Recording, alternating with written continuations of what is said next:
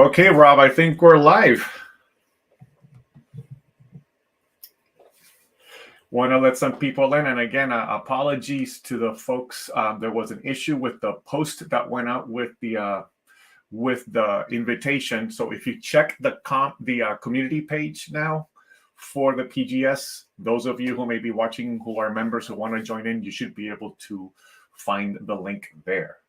So let's go ahead and do our waterfall of people.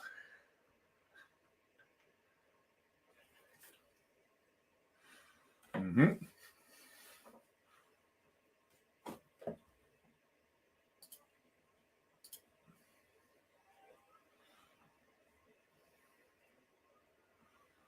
Yeah, because otherwise, and you've already been on the hot seat in the observatory for a long time already today. So here we go. We're gonna let it has been. We're gonna let all the folks coming in. All right.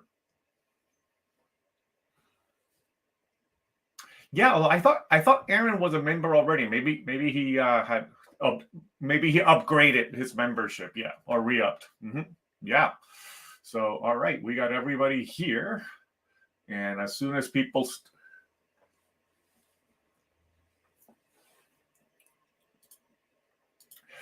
But yeah, that's right. That's right. She was. All right, folks. So as Rob said, we'll do the same thing we always do. I'm gonna be setting people up in order in which they came in. Give you about 10 minutes. Sorry, I know that people like Stubble. I hate that I cut them off, but it's what we got to do just to make sure that everybody gets a fair chance to chat today. So I'll be. No, Rob, you need to take care of yourself. So do whatever you need to do. If Fritos is what does it for you, then that's great.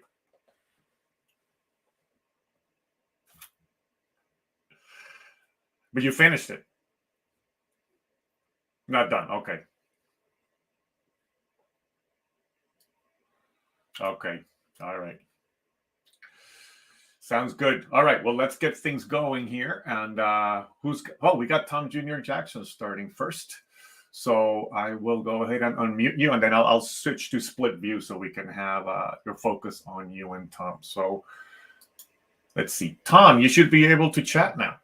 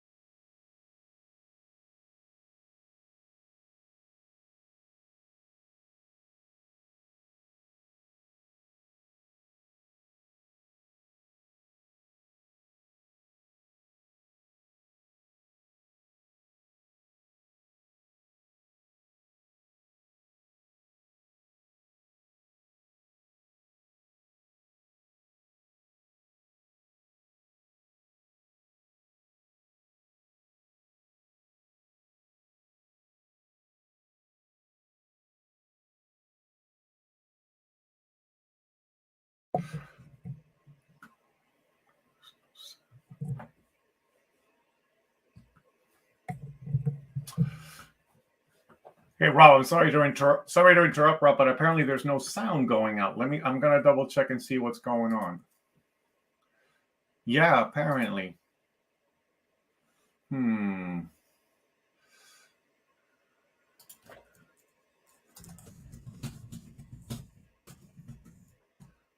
interesting.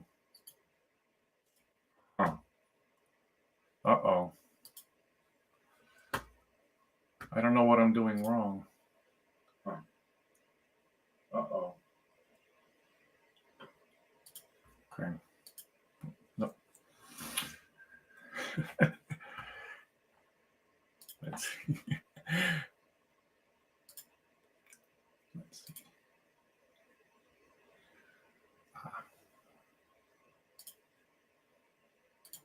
Beard. It was the beard. Right. Right, He sure. was great. What's his name? Colin Farrell. Yeah, he jumped in on the monologue, I heard, which is pretty funny. Uh-oh, Tom froze. We'll bring it back. And I think I fixed the sound. If people can let me know if we're getting sound now, if you can hear Rob. Hello. Can you hear me? Yeah, that's saying all good. Okay, you can hear me now. Well, welcome. I'll start from the beginning. Welcome to the Post-Geek Singularity Members Chat. We do these chats bi-weekly for all the members of the channel. I thank you for being members and supporting the channel in that way. And you come to these shows, we give everybody 10 minutes to, you can say whatever you want. You can ask me questions. You can rant and rave. You can try and convert us to, liking Dukes of Hazzard, which is a show I never could stand. I'm never going to like it. I don't know why I picked that show, but hey, it had Catherine Bach on it. Yeah. There you go. That's all I know. And I like Knight Rider was okay, but I didn't love it. Just so you know. That was big in the chat today. Big during Let's Get Physical Media. Yeah, I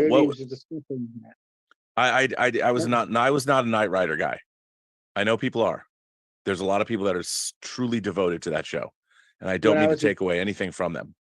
When I was a kid, I used to have a big wheel, and it was the Dukes of Hazzard, and it had the brake on it, so it could do like the peel out. Oh yeah.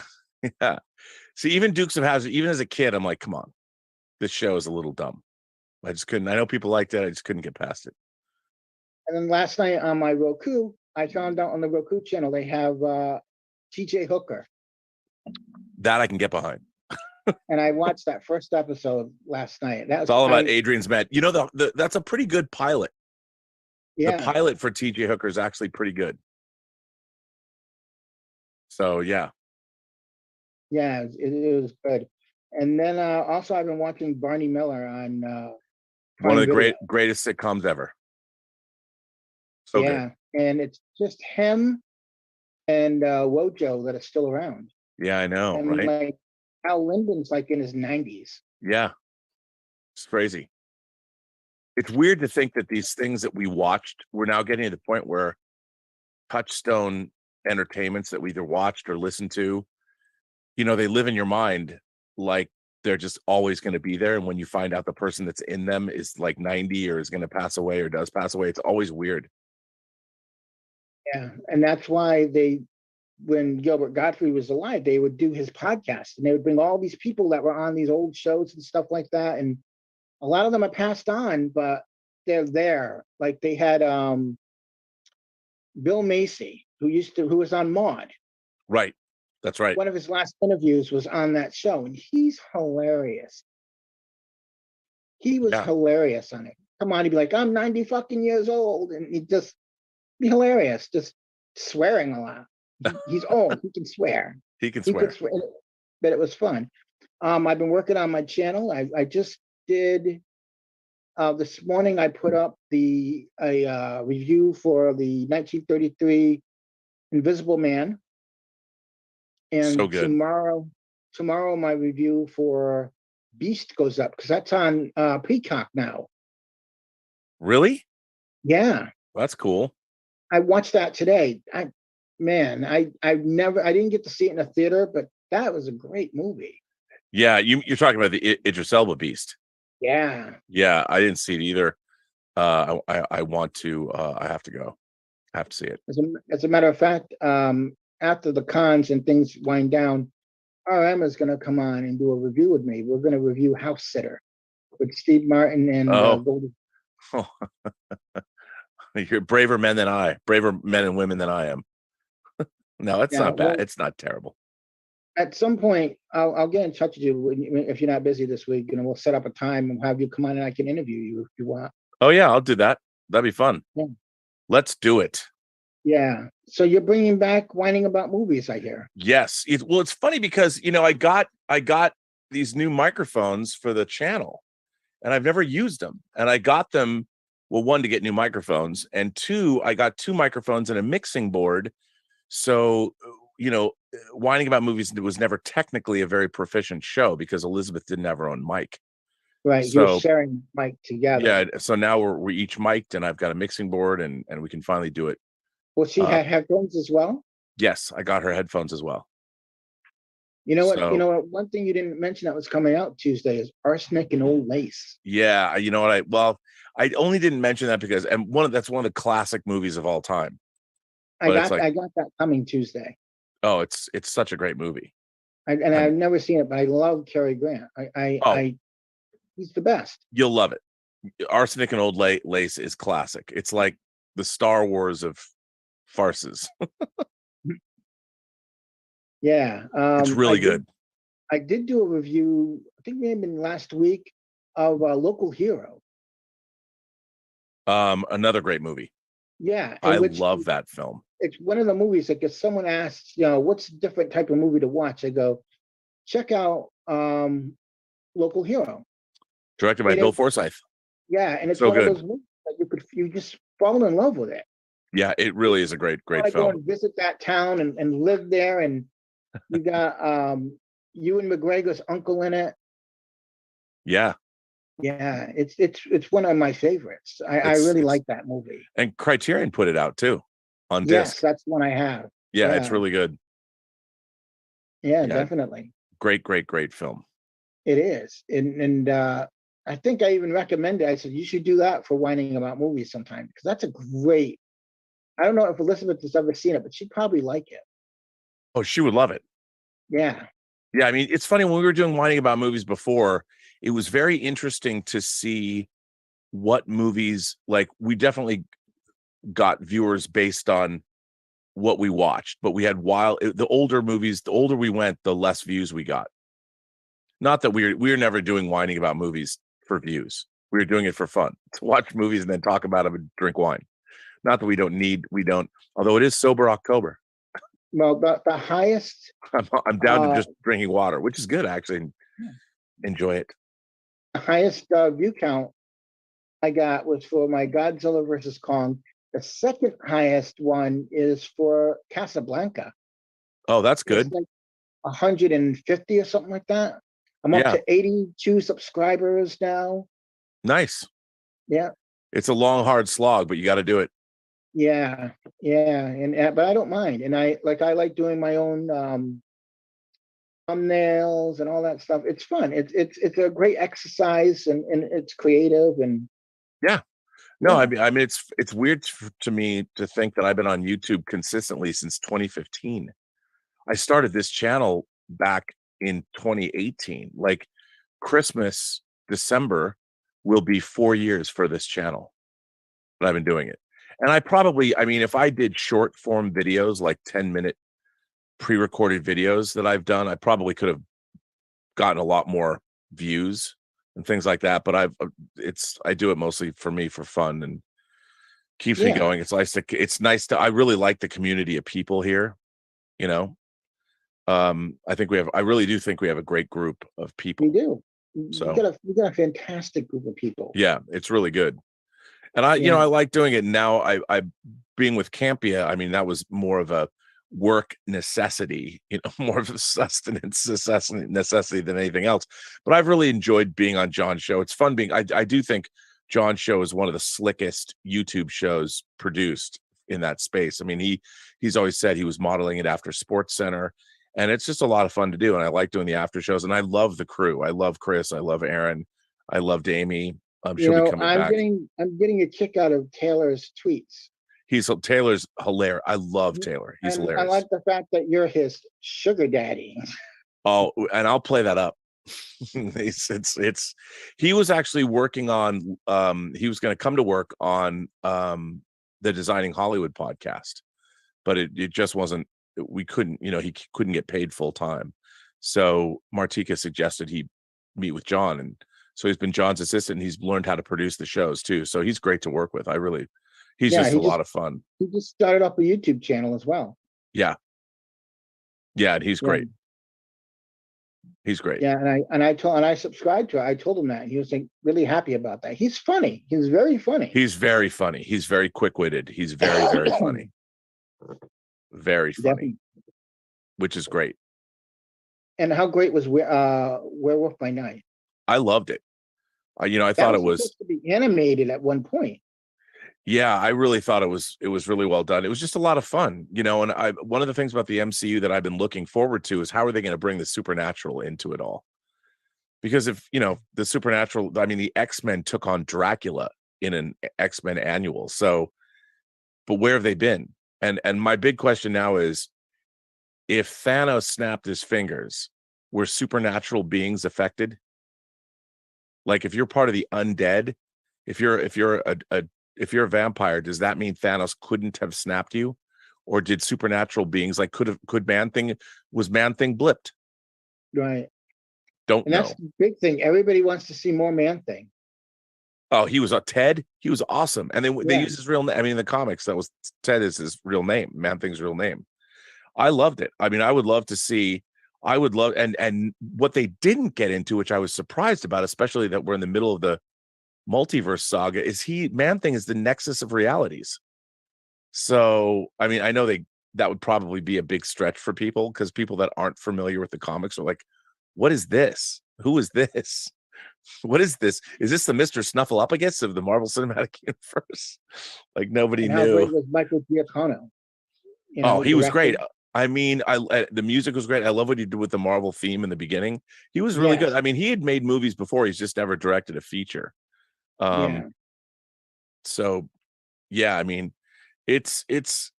thought it was really, really good. I just wish that they had leaned just a little bit more into, I wanted them to define how does the supernatural exist, because I think it's a problem. So like if you're going to start Blade is a day walker. And clearly, if we're going to have Deacon Frost, if there's an entire ancient subculture of vampires that have existed for a long time, where have they been? And what are they doing? And I'll be very curious to see, like, how does it all, just like with the X-Men, how is it all going to work into the MCU? How does it all fit? And I was given no insight. That's the only thing about Werewolf by Night I did enjoy, was I'm like, okay, how does this fit in with the rest of the MCU? We now have Agatha Harkness is, how old is she? She's at least 400, 500 years old or whatever. So there's all these sorcerers out there that aren't, they're not from Carmitage. They're bad. And what do they do? And if there's vampires, are there there's werewolves and vampires, which we know. But what else is there? And can they get blipped? I want to know. Did half the vampire population of the Earth disappear when Thanos snapped his fingers? I need to know these questions, Tom. I need to know the answers. All right. Well, we're moving on from Tom, Rob, because we got to get Aaron coming up here. So Aaron Singh, you should be able to unmute now, friend. Sure. Hey, what's going on? What's up, dude? Good to see you again. See, I didn't know if you were the same Aaron. I never know if people are, because you said you became a member again. Were you not? Yeah. I had to re-up on my Rob. Oh, no worries. I appreciate that, because I was like, good to see you. By the way, nice digs where you're at right now. Is that your house? This is my parents' house. Oh, it's nice. House, nice. Look at that room. In Half Moon Bay, the TV's back there. About to watch some Hellraiser. Nice. The new Hulu show. The Hulu. Yeah, movie? the new. It's funny that you said show, because I thought it said TV series, and then I went to go look at the menu today, and it said 2-hour movie. Yeah, they were gonna make a series. I thought they were gonna do a Hellraiser series, and then they made this movie. I would have loved the series. It's the first half of the new movie is a little slow, to be honest, but it's really interesting. That's cool. Yeah, I can't wait to check that out. Yeah. Yeah. I like your Laserdisc shirt. Oh, by the way.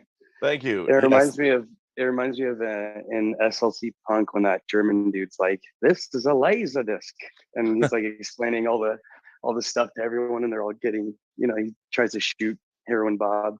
And all that SLC stuff. Punk is coming out on 4K. Is it really? Yeah, the Sony Pictures Classics Mhm. is releasing a box set like the Columbia Pictures of Oh, 30 years of indie cinema, and SLC Punk is one of the movies that's on. It's like Run Lola Run's in there. That's SLC Punk is in there, and I was like, SLC Punk, that's Yeah, amazing. And it has a sequel to it that's a little lesser known, but definitely. I Mhm. mean, SLC Punk's a really cool kind of breakdown when it comes to at least like an exaggerated subculture of what punk and mods and all that stuff. Oh, yeah. But funny movie. Yeah, I really like that movie. Matthew Lillard's very good in it. Yes, yeah. So yeah, man, yeah, it's been a while. I went through kind of a breakup with somebody, Oh, I'm and sorry to hear that. during that time, though, you'll be happy to hear we were both kind of cinephiles, so I kind of had to shelve movies for a little bit. So I was kind of like stuck at what I could watch. So one day I put on Pluto TV, and I started watching Star Trek like All right. crazy, my friend. Which version? Which Well, series? it's funny. It's kind of like I've been treating TV kind of like we did when we were kids. Like, you just turn on the TV and you're kind of stuck with what you got. And, Right. you could be like 3 seasons into something and you kind of just got to pick up. So it's been kind of like a roulette of Star Trek. I love that So, idea. Yeah, Because, it's been kinda cool. It's hard to explain to people what it was like growing up when you only had 3 choices and you had to watch what was in front of you. Exactly. And You couldn't pick.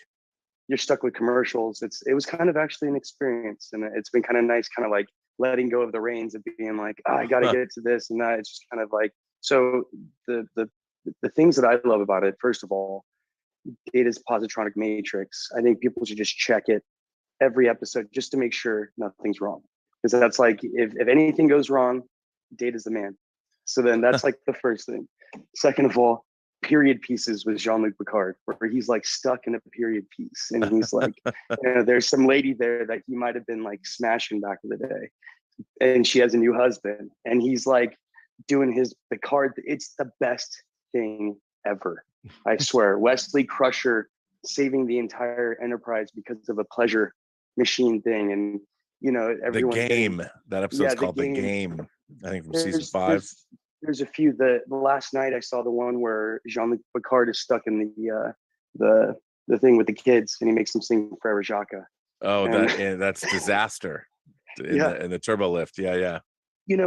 And sometimes maybe when you're ranting about Star Trek, it may go over my head because I don't watch everything, but at the same time, there's a certain thing that comes with classic TV from back then, and there's a lot of things you're right about, and they kind of just let characters be characters and aliens be aliens. And there was an episode the other day where a father, I think, is going back to, like, he wants to go back to his planet to die properly.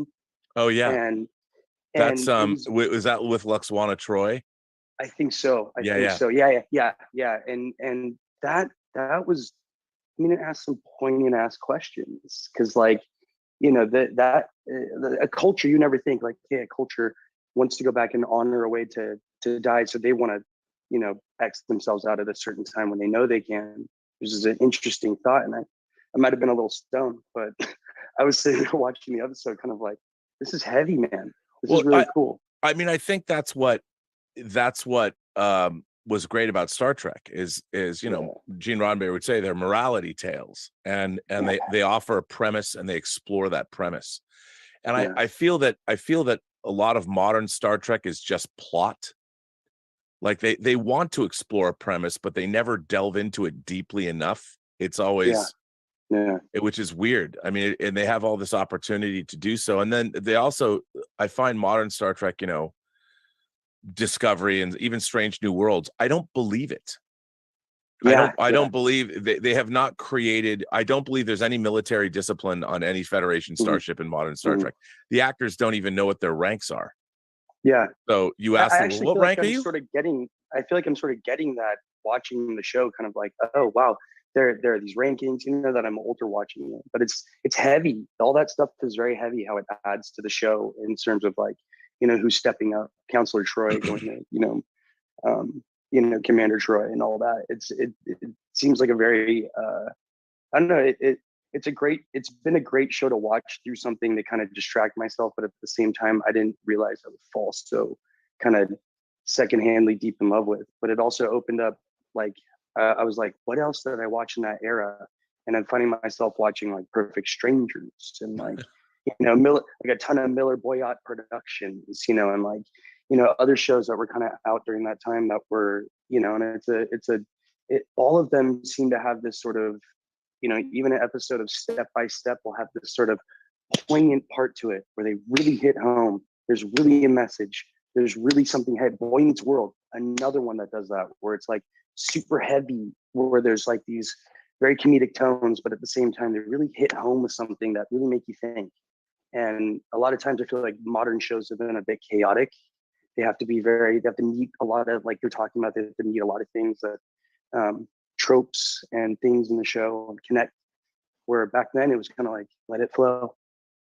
Yeah. And I think that storytelling, look, I've always maintained that everybody that's writing for TV now, they grew up watching TV. Yeah. And it's problematic in the sense that all storytelling comes from either oral tradition or comes from literature. And unless you understand the literary aspects of storytelling, all you end up doing is repeating and recycling. And the funny thing about television is, unlike say literature, television has a finite history to it. You know, you'll only go back to the 50s. So television's only been around for 70 years. Yep. And even then the TV that we know is relatively new as far as art forms go. So you go back and you watch those old shows. I mean, one of the really interesting things that I found about television is that the role of youth. It used to be like when I was growing up, you watch My Three Sons or Leave It to Beaver, or even to a certain extent, a lot of the sitcoms that were on, Partridge Family, Brady Bunch. Yeah. Kids didn't know everything. Parents were always ahead of the kids. They always had more wisdom than the kids. But now, because of like Disney Channel shows and I blame the Simpsons for starting this trend, but Bart Simpson was the smartest guy in the room. Yeah. And his parents were idiots. And I think that's, you know, we have the United States right now, I feel, is in a time where everybody is trying to undermine the old social order. Oh, everything is the patriarchy has to be smashed. But the thing is, all of those things that everybody wants to remove now is what brought us to this point. Yeah. And was it fair? No. Were people treated correctly? No. But the problem is nobody can offer you an alternative way. They want to get what they want. Like, I want rights for blank at the expense of this. And then I want to ask, well, what are you going to do now? Right. Like, there were shows like The Wonder Years that I used to watch that show, and I used to think about my dad and be like, man, this is the first show that there's a father figure that kind of is that comes home, everyone just shuts up and like, you know, just eat your dinner, you know, don't disturb, like stuff like that. You know, I feel like that they'll be like, yo, you don't want to show that to people because it'll unlock people beating their kids around the world. Like, you know what I mean? Like, it's kind of like you're saying. Oh, I mean, nowadays, yeah. I mean, when my dad came home, he was the end all. He was the authoritarian, and in a way, I mean, I had no problem with that. You know, you assume, but nowadays, it's such a weird thing that you know, I understand family dynamics change and human civilization has changed, but we haven't changed that much. Yeah, not much. Everybody wants the world to be the way they want the world to be, but then I'm asking, okay, you get all the rights you want, everybody's equal. Now, what are you going to do? Exactly. Who's going to go to work now? Are you going to make things? Are you going to? It's always so funny that they've tried it. They've tried it other places, and we all know it. We all know it doesn't work. Collectivism doesn't work. Socialism doesn't work because as soon as a child is born to a parent wants more for that kid. Exactly. Yes, let me allow my child to just have everything the same that everybody else has. It never will. I listened to this really interesting NPR story about these people that started a collective in India. Americans went to India and started this collective in 1967, something like that. And that's what happened. They were all idealistic. It all worked until they started having kids. And as soon as they started having kids, my kid's better than you. And it all fell apart. 100%. The culture is bred on that. I definitely did alternative things. I get to come and hang out and chill with them now because I'm kind of taking care of them. But back in the day, you're 100% right. There's a lot of competition. There's a lot of things that are in the culture that are becoming a professional fighter wasn't really like, they're like, we hoped you was a doctor, and I was just getting broken the entire time. But but you can do both. Man, you can do both. But dude, it's so good seeing you guys. It's so good seeing Roberto and everybody. And it's I'm back watching movies. I'm gonna go see Halloween ends pretty soon. A couple nights early from it, so I'm like really stoked to be back and chatting about movies and kind of getting past. Well, yeah, I'm sorry you had to go through a painful breakup though. That's always a bummer. Hey man, all the better for it. You know what I mean? But at least it's got you watching Star Trek. Hey dude, I got back in shape. I'm training again. I'm competing again, and I'm watching Star Trek. So it's like I'm like super all smiles over here. That's the way to be, my man. So it's good to see you guys. I don't want to take any more of your time. It's good to see y'all. Good to see you too, man. All right. Take care. All right, Tallulah. Who's next, Roberto? We can't hear you though. Roberto. Sorry, you can't hear me there. Sorry. Now I can hear you now. Let me change back to you. There we go. So next up is Pedro Ferreira. You should be able to unmute now, Pedro. What's up, man? Hi, you all right? What's going on? Yeah, we can hear you. Great. Yeah. Like Ash and Alien. Yes, I can hear you. Great. I'm okay. I've had the C virus, as they call it, the thing we're not supposed to say on YouTube. Did it hit you hard? Yeah. Well, I mean, I had, I had 4 shots, and I just literally just got the virus as I got my 4th shot. So I was lucky. It could have been much worse, but yeah, I feel pretty bad actually. Yeah. Well, at least you're getting better. You're on the mend. Hopefully I am. Yeah, hopefully. Yeah. But I have like I have problems with my health anxiety, so that kind of messes things up. But anyway. Oh yeah. Yeah. I look at it this way: if we're not dead, there's always a fighting chance. Yeah. I'm still pulling through. Rob. Yeah, I had COVID. I had 4 shots as well, and it was pretty mild. What was interesting was I could feel it. I could feel it coming on and how it sort of took over my body, which I found more interesting. It was very like, ooh, this is the beginning of what if a virus was intelligent and could communicate? Yeah. And what if it communicated with its host? And I kind of felt the way. I'm like, this is interesting. What if this virus could talk to me as it was invading my body? It kind of felt like that. I got my 4th injection. They said, well, you could feel like you have flu-like symptoms. And I was like, oh, okay. I had got flu-like symptoms, so I was feeling really bad. I got better, and then I got the virus. I just literally a couple of days later, I just felt really bad. Just got the virus. So yeah. Oh well. Yeah. So anyway, but yeah. Oh, actually, the previous time I talked to you, the previous day I went to see Return of the Jedi live in concert. Oh, how was that? At the Royal Albert Hall. Oh, it must have been great. Yeah, I went to see that. So I went to see that, and it was great. The band or the musicians and the orchestra or whatever, they all did a terrific job. But I think it was I think it may have been I don't think it was the 4K version. I think it was like the 2011 version. Oh, okay. So it was. Yeah, they right. probably didn't have 4K projection, so for the symphony. Maybe. So they. Yeah, but it was interesting that the audience around me watching it, they all come from different backgrounds and have different interests. So I got to mingle with people on my right who were actual geeks like me, right? and they were like really interested in the movie, and they were like, oh, you know, like, oh no, I know this is I know this isn't the 4K version. I know this isn't the 4K version.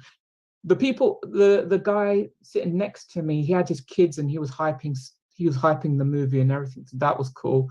The people behind me on my left were like, they're the kind of guys who kind of like go on a Friday night. They're like trying to pick up women. They're kind of people that you think would get, they're happy-go-lucky guys, yeah. But Sure. when you hear them speak, they're like always just talking about the music, how fantastic the music is, how fantastic the band is. So it's like obviously looks can be deceiving. And then the people behind me on my right, there were like these two women who were in their maybe early 20s with their boyfriend or whatever. And one of them hadn't seen the movie before. So she was seeing it for the first time, and they came in drunk, and they had like long glasses of lager. Right. And they were drinking. And so you would hear these really loud comments just behind me going, wow, no way. Come on. Like with like the speeder bike chase and all this stuff. So that was going on. But then when the end credits came, you got the Star Wars anthem, and then you got the Ewok music, because the band was the orchestra was still performing during all of that. Sure. So they got the Ewok theme tune going, and the girls were like, you know, getting along with it, thinking it's cool. But then when it got to the music afterwards, which I think was the family, the kind of the brother and sister theme or whatever, like really emotional theme, the girl behind me just started crying, like really loudly though, really, really loud. She was crying like really loudly, to the point where half of the orchestra stopped for about a couple of seconds playing. And the boyfriend was making an excuse. Oh, I think it's the nerves. But it's because she was drunk. But yeah, right. It kind of put a bit of a hamper on the whole thing. But yeah. Wow, I never thought. I mean, I used to cry when Return of the Jedi was over because the Ewoks made me cry. But hey, I mean, it's like one of my favorite films of all time, but it's never made me cry. But wow, not yet. But that's fun. It's great. I love seeing John Campea took us to see Black Panther at the Hollywood Bowl with a live orchestra, and it was incredible. The players were amazing, and it was really fun. And I'd never done that before, and it was really, really good. Yeah. I mean, I've seen a couple of films in live orchestra. I've seen Back to the Future. I've seen Aliens. Aliens. That's cool. With an orchestra? It wasn't. I don't think it was the director's cut, though. I think it was the regular. Yeah, version, they probably wouldn't have played the director's cut, which is a shame. I would have liked to see the director's cut in the. That's my preferred version. Right. But, yeah, me too. Yeah, but I've had some good experiences at the Royal Albert Hall, just seeing these movies on the big screen and stuff like that. I kind of secretly wish they would go a bit more kind of obscure instead of going for the famous stuff, because obviously they'll go for the famous stuff because they'll want people to come in and watch it, but you know, be a bit more adventurous and go for maybe some slightly more obscure-ish kind of movies. Yeah, although I think Return of the Jedi may be the slightly more obscure film, because it's like the third movie in a trilogy. Yeah. But because they normally do Titanic, they've done Titanic like 5 times. They've done the Harry Potter movies loads of times, and that's mostly what they do. Well, yeah, I mean, I can see that, because they want that audience, and it's a family thing. You got the same with Star Wars, the whole family can come. Yeah. I saw Blade Runner. I saw Blade Runner live in concert. Wow, with an all electronic band, or was it with an orchestra? Well, yeah, no, yeah. Just Vangelis. He's just saying. It was partly live. It was partly live orchestra. The Vangelis end theme tune, I can't remember. I think it was live. Maybe it wasn't. It might have been live, but it was the final cut version, right, that they showed. which I'm not a big fan of, I have to say, because they crop the end credits theme tune, which I really don't like. Yeah, I agree. I mean, I still look. I like the theatrical version of Blade Runner because that's what I saw for 20 years. Yeah, my favorite version is always the director's cut, but I know that Ridley Scott doesn't like that one.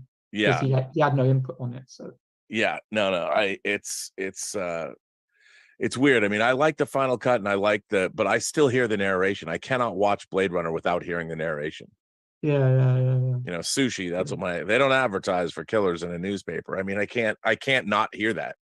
Do you still like the happy ending over the abrupt, the door shutting? You know, Yeah. Well, I guess so, because that's what I saw. That's what I saw on that June opening day when it opened. I went to the first show at the Cinerama Theater in Seattle and saw it in 70 millimeter, and this new Warner Brothers had this new sound system. And I was at the noon show, you know, and that's what I saw. And then I had the Embassy video cassette I watched so many times. And I did go to the screening where one of the it was so wild. It was like this Visions of LA thing where they were showing how LA was depicted in movies and stuff. And that was one of the screenings where this different version of Blade Runner played. And I was like watching this and everyone's looking at it going, what the hell is this? Yeah, and nobody really knew what the story was, and I was seeing Blade Runner. I'm like, I've never seen this before. It was crazy because the sequel led on actually really from the original theatrical version, because they go off into the mountains or whatever, and which is where the sequel begins essentially. Yeah. I have to say I'm not a big fan of the sequel. Actually, the opening of Blade Runner 2049 was the original opening of Blade Runner. Oh, was it? Oh, yeah. Okay. Yeah, that was the original opening when he went in to go after Replicant at his at that farm. Yeah, I remember. I think I remember seeing the storyboards of that. Yeah. I wasn't a big fan of the sequel, unfortunately. Kind of disappointed me, but yeah. Mm. It was. I'm glad that people liked it. I wasn't a big fan. Yeah, it's divisive, certainly. I mean, I really enjoyed it. I was like, how can you possibly do a sequel to this movie? And, you know, I'd read a couple of like K.W. Jeter's sequel, and there had been sequel books and stuff. But I mean, I liked the idea of it. I thought it was pretty good. I mean, I enjoyed it. Well, thanks for being here, man. I appreciate it. It's always good to talk to you. Thank you, Pedro. And yeah, what I like about the sequel is that it actually feels like a detective story, whereas Blade Runner never quite felt like a detective story. No. Stubble is coming up next. Stubble, you should be able to unmute now. What's going on, man? No, it's fine. It's like 11 o'clock at night here. So it's cool. And you haven't been able to watch the new House of the Dragon yet? No. Has it been released yet? No, it gets released in 4 hours here. Right. Yeah. So it's the same here, I guess. Yeah. I'm looking forward to it. Another time jump. Yeah. Kids are grown up. Yeah, it has been consistently high quality, I think. Yeah, I've loved it. I mean, it's interesting. They're really moving through. I don't know. I think it's going to be at most 3 seasons. I don't think, knowing the story, because once the actual war starts, which I would imagine is going to happen tonight, there's a lot of back and forth. So I haven't read the story, so I have no idea how we are time-wise. Yeah, well, it's still early, but there's just a lot of back and forth. It'll be interesting to see. But I'm really enjoying it. I mean, I'm having a lot of fun with it. Yeah. Yeah. Did you watch that YouTube thing I sent? Yes. Yeah, I thought it was good. I mean, there's a lot of really good analysis on YouTube for the people that do that. That Brandon Sanderson thing you sent me was really good. Yeah, that was that I thought of when I asked you. Yeah, it's funny. It's everybody saying to me today. It was like, yeah, Rob, what are you talking about? This just looks like J.J. Abrams' Star Trek, Vengeance, this, that, and the other thing. I'm like, yep. You keep telling yourself that. I mean, somebody accused me of lying about it today. Like I'm a paid shill for Terry Matalas. I'm like, I didn't even know Terry Matalas personally until I started tweeting about Picard season 3. And he contacted me and he's like, come on. Did you really see something? And that's how we became friends. But people don't understand. The studios don't pay anybody to write reviews or shill for them. I think that idea is such a weird, having worked in this business, when a studio spends money, every penny is accounted for. Some department has, and this idea that they would pay people to write reviews or to shill for them is hilarious. Or I'm not part of the access media. I don't go to screenings. I don't care. Clearly I don't care because I say whatever I want, but some people don't understand it. Yeah, it's been an interesting 24 hours. Yeah, I enjoyed the teaser trailer for Picard season 3. I think it will be good. And you claim to have seen it, so I guess you know. But what I was thinking of was, Patrick Stewart has been probably in my top 20 favorite actors during the last 35 years or so. Yeah. But I think he should take a step back now. Well, he's just old. Although I will say this, he's really good in Picard season 3. Yeah. There's some really good stuff in it. He has really good stuff with multiple characters, interactions, and there's a lot of stuff going on. It's so funny to me that everybody's quick to judge when there are characters and situations and things that weren't shown in that trailer at all. No. And including one front and center main character who was not even in that trailer.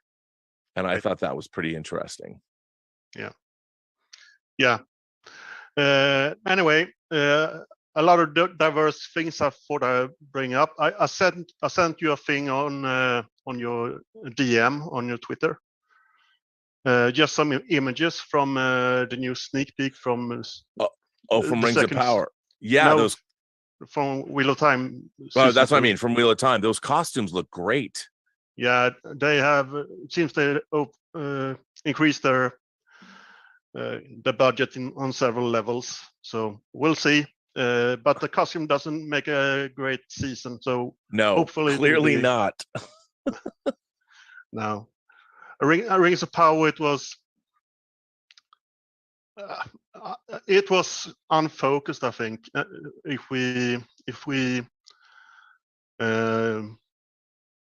we dispense the lore thing and all of that, just as a season, it's been pretty unfocused. And yeah, I mean, forget. I now look at Rings of Power not as a adaptation of J.R.R. Tolkien, but just as a fantasy series. Yeah, and I think if you look at it, remove everything you know of the lore. My question still is, what is this about? Yeah, like, what is this show? Who is it about? And what do they want? Like was tonight's episodes 8 episodes of House of the Dragon? Exactly what is going on, and everybody's all multifaceted and nuanced and all this. Exactly what's going on. There's many things. Characters are connected to other characters. There's all this court intrigue happening. Exactly what's going on, and I feel and the fact that you can anticipate the story being told. What bothers me about Rings of Power is I still don't know, like, where we know that Numenor is going to be destroyed, but so what? Like, I don't care. And Isildur will eventually cut the ring off Sauron. His father, Elendil, will be there. But I'm like, the time compression is so extreme that I can't. I look at this and I just don't understand what this show is supposed to be about, other than, there's an evil rising and we must defeat it. Well, that we already knew, but what is it about? How is the evil defeated? What are the machinations that these characters have to go through? How do you create this alliance? I mean, the funny thing about it is will the elves and the dwarves ever get their shit together? And you're like, well, of course, because the great relationship in this movie is Elrond and Durin. So you already know that the elves and the dwarves will be friends.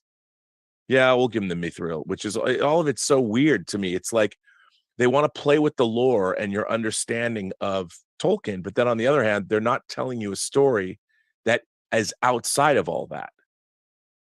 Right. Yeah. Anyway, totally shifting gears here. You know, sometimes you learn information about iconic figure, almost a caricature figure, and it humanizes the person. I learned something about Elvis yesterday. Because he's more or less a caricature in our society. Yes. Yeah. And I learned that he was a huge Monty Python fan. I read that. Yes. And I often quoted from the Holy Grail. And all of a sudden, it's a human. It's not a caricature. It's, you know, I find that kind of information, it just makes my day. Well, it's also the specificity of it. Like somebody could say, oh, you know, Elvis really liked comedy movies, but the fact that he specifically loved Monty Python and he could recite the different routines, you know, off the top of his head. I love that. I read that article and I was like, wow, that's amazing. Yeah. Yeah. And anyway, I watched, I think, one of the best two-parter episodes of television ever made the other day. And that's a tall order. Do you want to take a guess? Well, the best two-part episodes. Well, I would have to ask you, is it a genre show? It's a Star Trek show. Oh, well, okay. Normally, if you're saying two-part episode, the first thing I would say is Best of Both Worlds. Yeah. But was it that? No. It's okay. In Purgatory. Okay. Oh, okay. That's my favorite Star Trek two-parter. In Purgatory, Shadow, and By Inferno's Light. That's my favorite. That was the only time in Star Trek history where my jaw hit the floor. Yeah. That I'm like, are you telling me that these characters that we've been following, they're fucking changelings for the last 4 weeks? I couldn't believe that Star Trek did that. I'm like, oh my God, you know, Martok and Dr. Bashir and all that. That was awesome. Yeah. I've been rewatching some Deep Space Nine episodes, and they are so good. So good. Yeah, the first couple of seasons are a bit of a short to get through, although there are some good episodes. But you know, episode 5 and 6 and most of 7. Yeah, I would say all of 7 as well. I mean, I think that in the first season there's 4 or 5 episodes that are good. Yeah. And then half the episodes in season 2 are good. And I would say half to 3/4 of the episodes in season 3 are good. Season 4, a lot of them are really great, but 5, 6, 7 are all incredible. And I think season 6 of Deep Space Nine is the strongest season of modern Star Trek. Actually, it's the strongest season of any Star Trek show. Yeah. But yeah, I mean, it's so good. Once they figured out, I mean, the problem with Deep Space Nine is they kept changing their premise. I mean, they had their initial premise. You know, they wanted to lean into, like, season 2 is all the angry Bajorans episodes. Yeah, and I didn't know. I didn't like towards the end of season 7, the power rates and all of that, how they treated Gul Dukat. Yeah, I mean, and what's interesting about and then that was just kind of goofy. Yeah, you know, it didn't feel. I mean, I understand once you've got.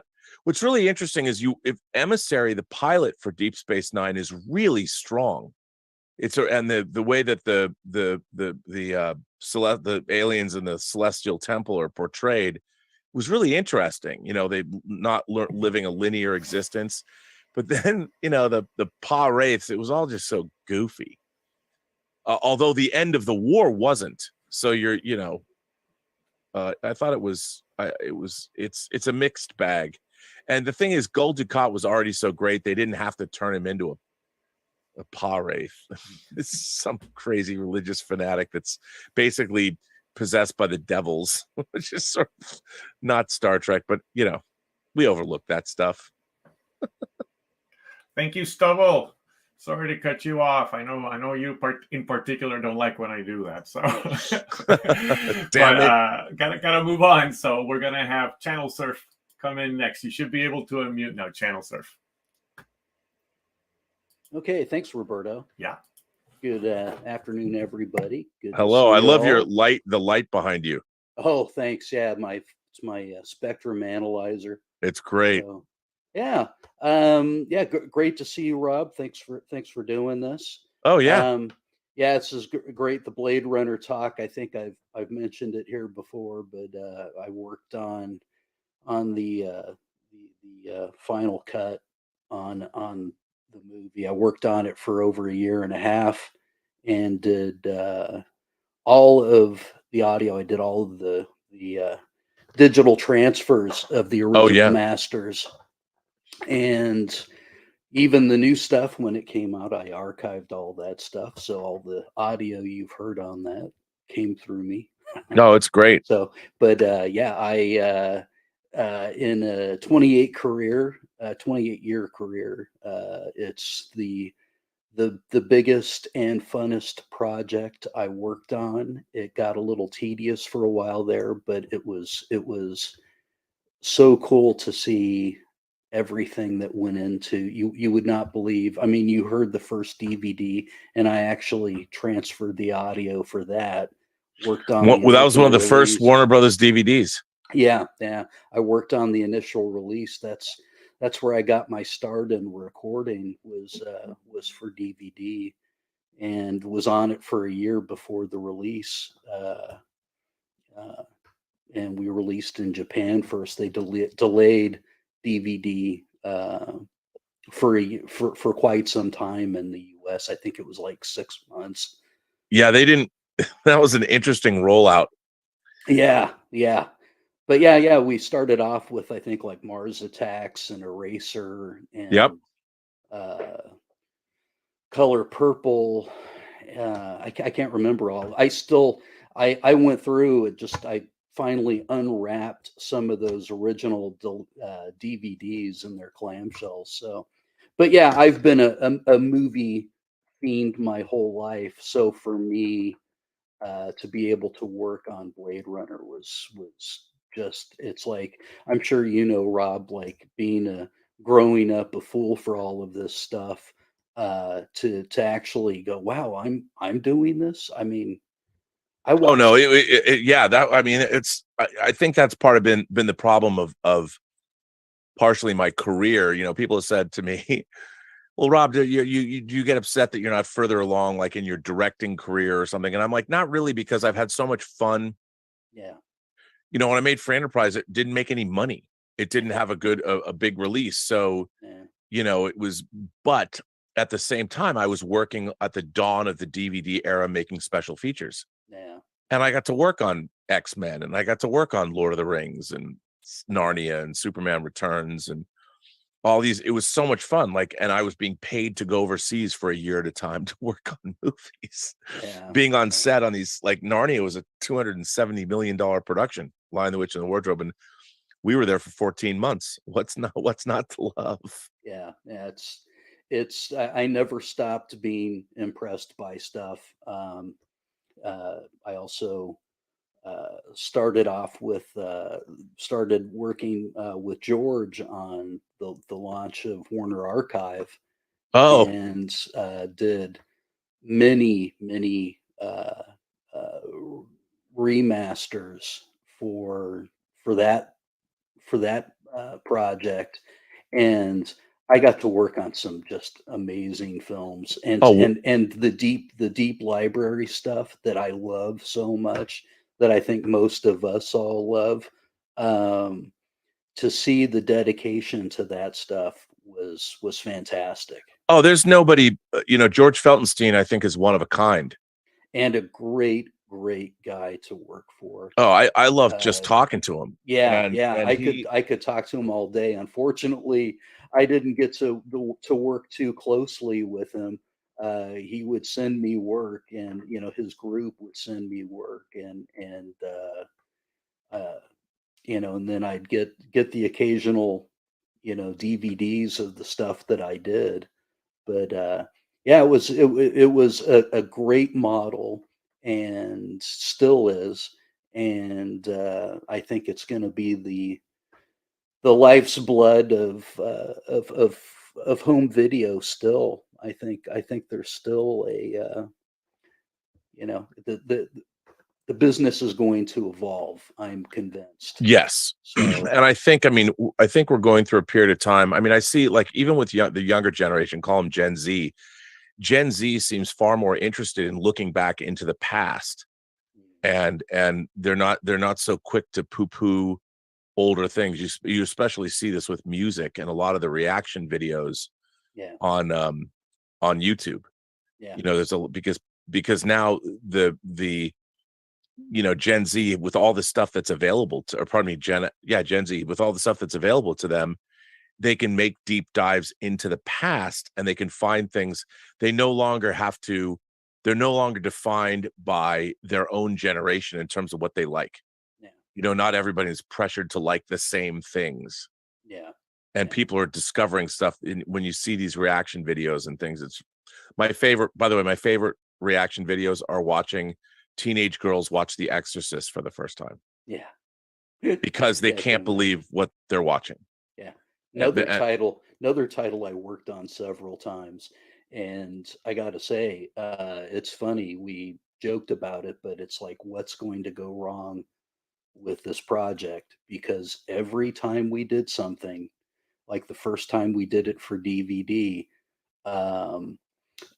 we had sound files that impossible to corrupt the way we had them. They were getting scrambled with audio from other features on the server, and it's like, it doesn't happen. And then so I don't, I'm not a superstitious guy, but it's just funny that happened. And then when we came out to re-release it again, we went back to access those original sound files, and they couldn't be restored. So it had to be retransferred. Everything had to be, reconformed. So yeah, it was a wild one. Yeah, that's finally coming out. Well, I can't really say it, but there's next year. Yeah. Next year is the 50th anniversary of The Exorcist. Yeah, and it's the 100th anniversary of Warner Brothers. Yeah, and we got Woodstock again, another the anniversary. Worked on, and I've worked with Eddie Kramer on that Blu-ray set that came in the suede packaging. Yes, yeah. I have that. I have that disc. I love that disc. Yeah, well, I got to have the original masters. We went through and did with Michael Wadley the original restoration back for the 25th, and we had all the original masters. We've had them come in a few times, and the tape that everybody wants to get their picture taken with is the one that says, it's scribbled in Michael Wadley's handwriting, National Anthem, James Hendrix.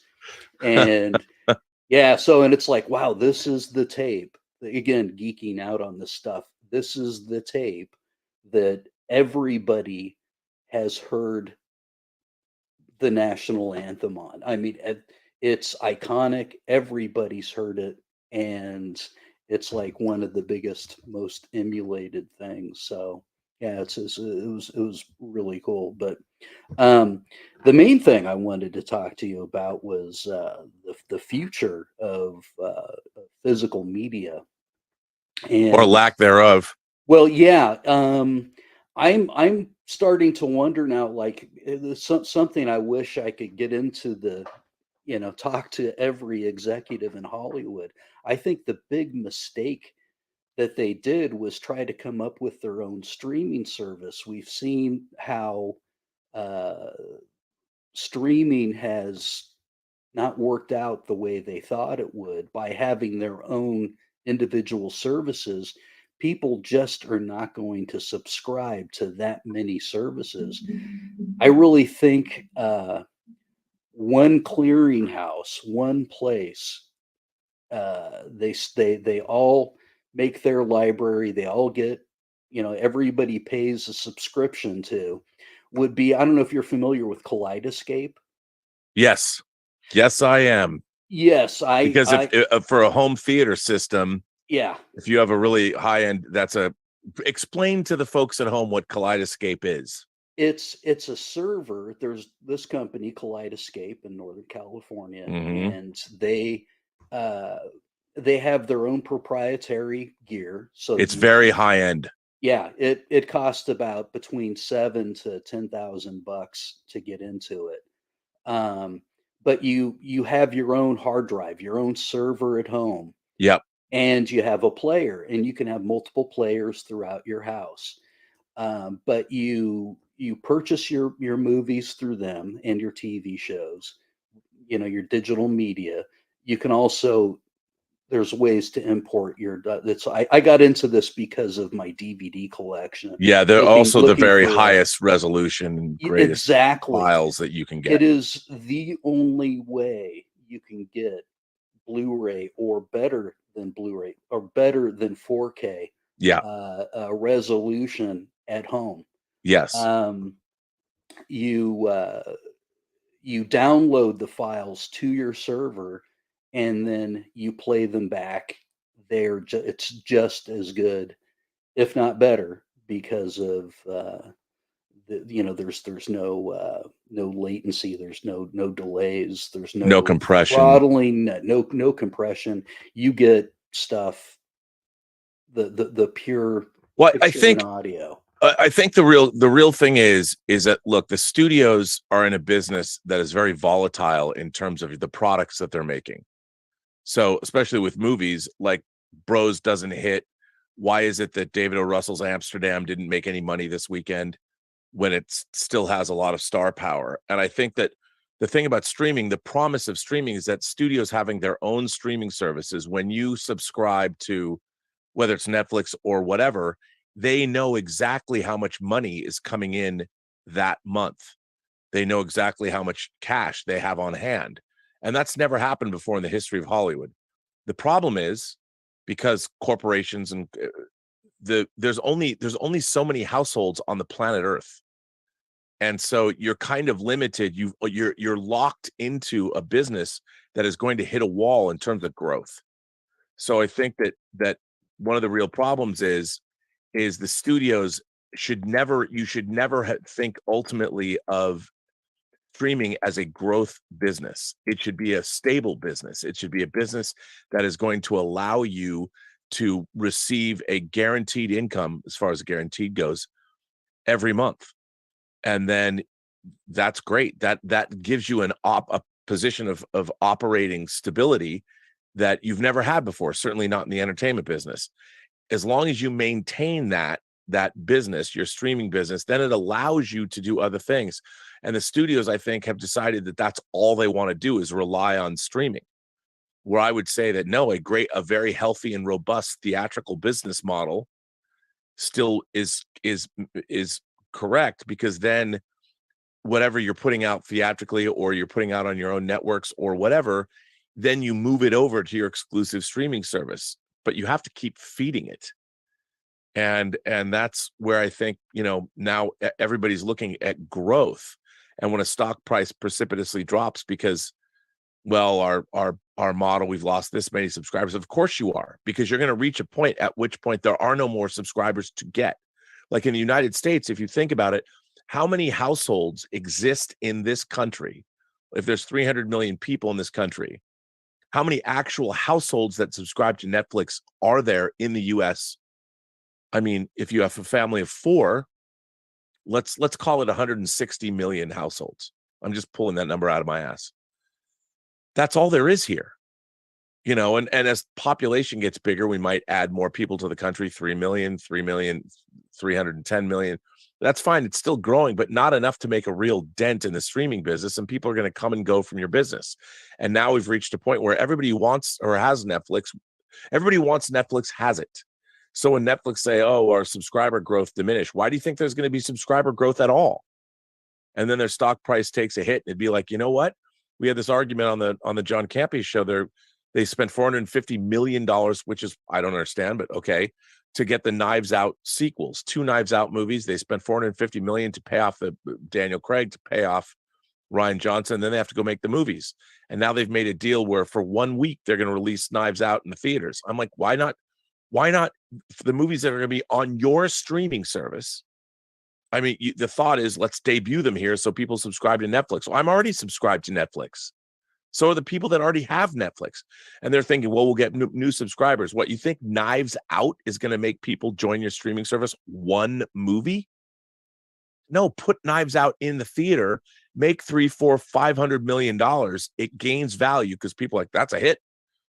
Glass Onion's a hit. And now it's going over to Netflix. Well, the only way to see it after it leaves the theater is to be a Netflix subscriber. Well, if you already know it's really great and all your friends talk to you about how great it was because they saw it in the theater, then the movie that you've made, there's added value to it. All the movies that Netflix has made, whether it's Red Notice, whether it's Six Underground with all the big talented people, they last for a week and then they go away. Because no one knows who those Six Underground, who talks about the Michael Bay movie Six Underground?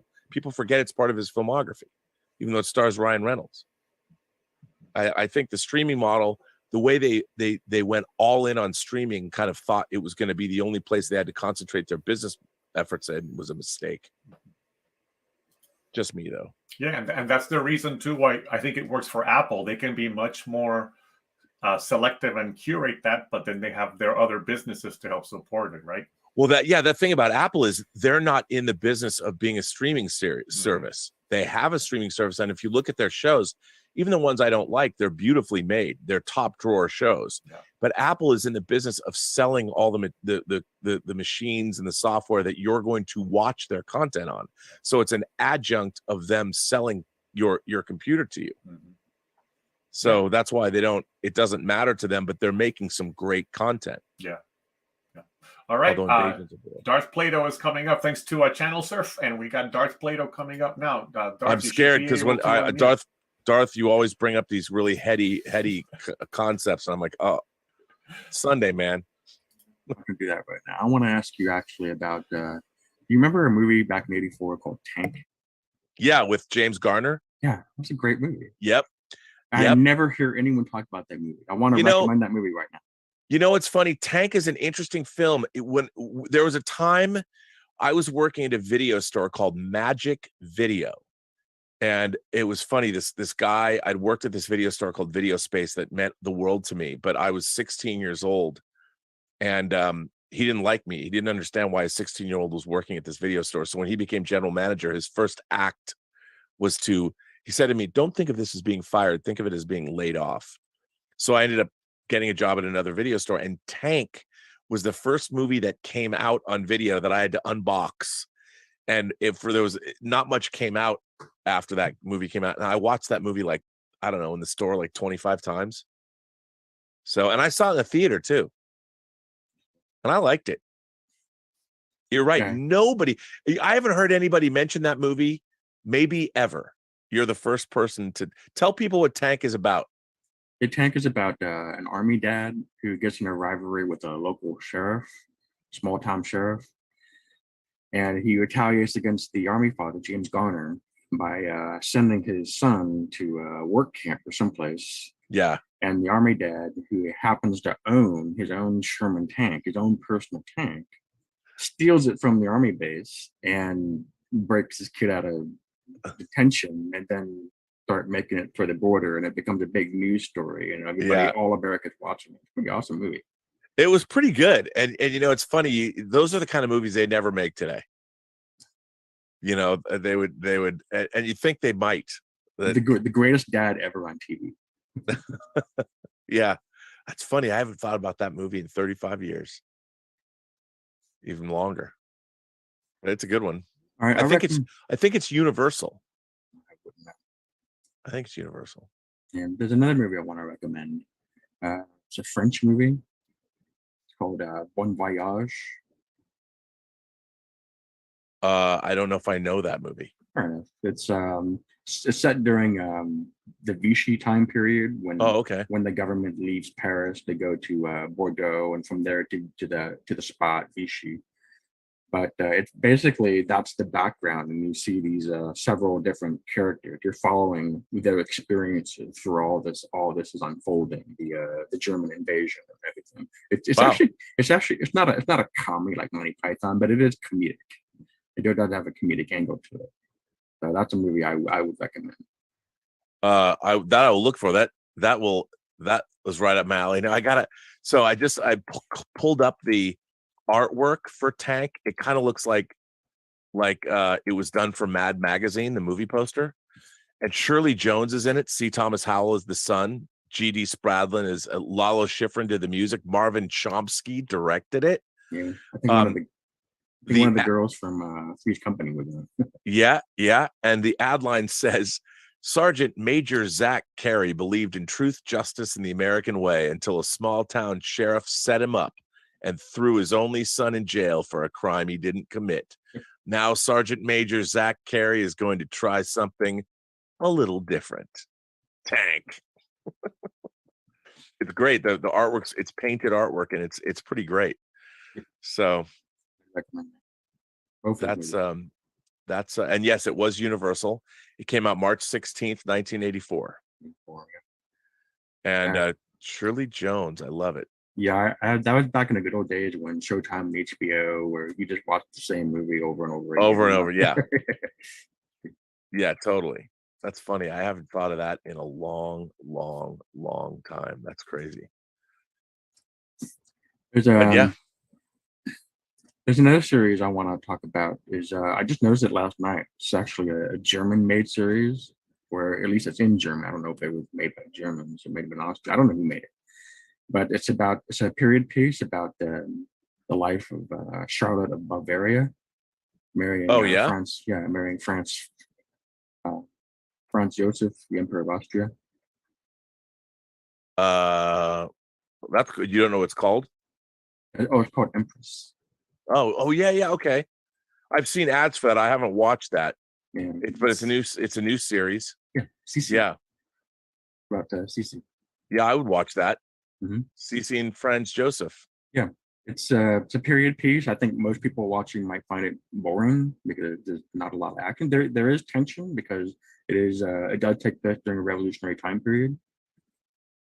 And it's right up my alley because I love period pieces. And then from what I can tell, they do a really good job with the series. The woman that plays Cece is stunning. No, she was in real life as well. Oh, well, no wonder.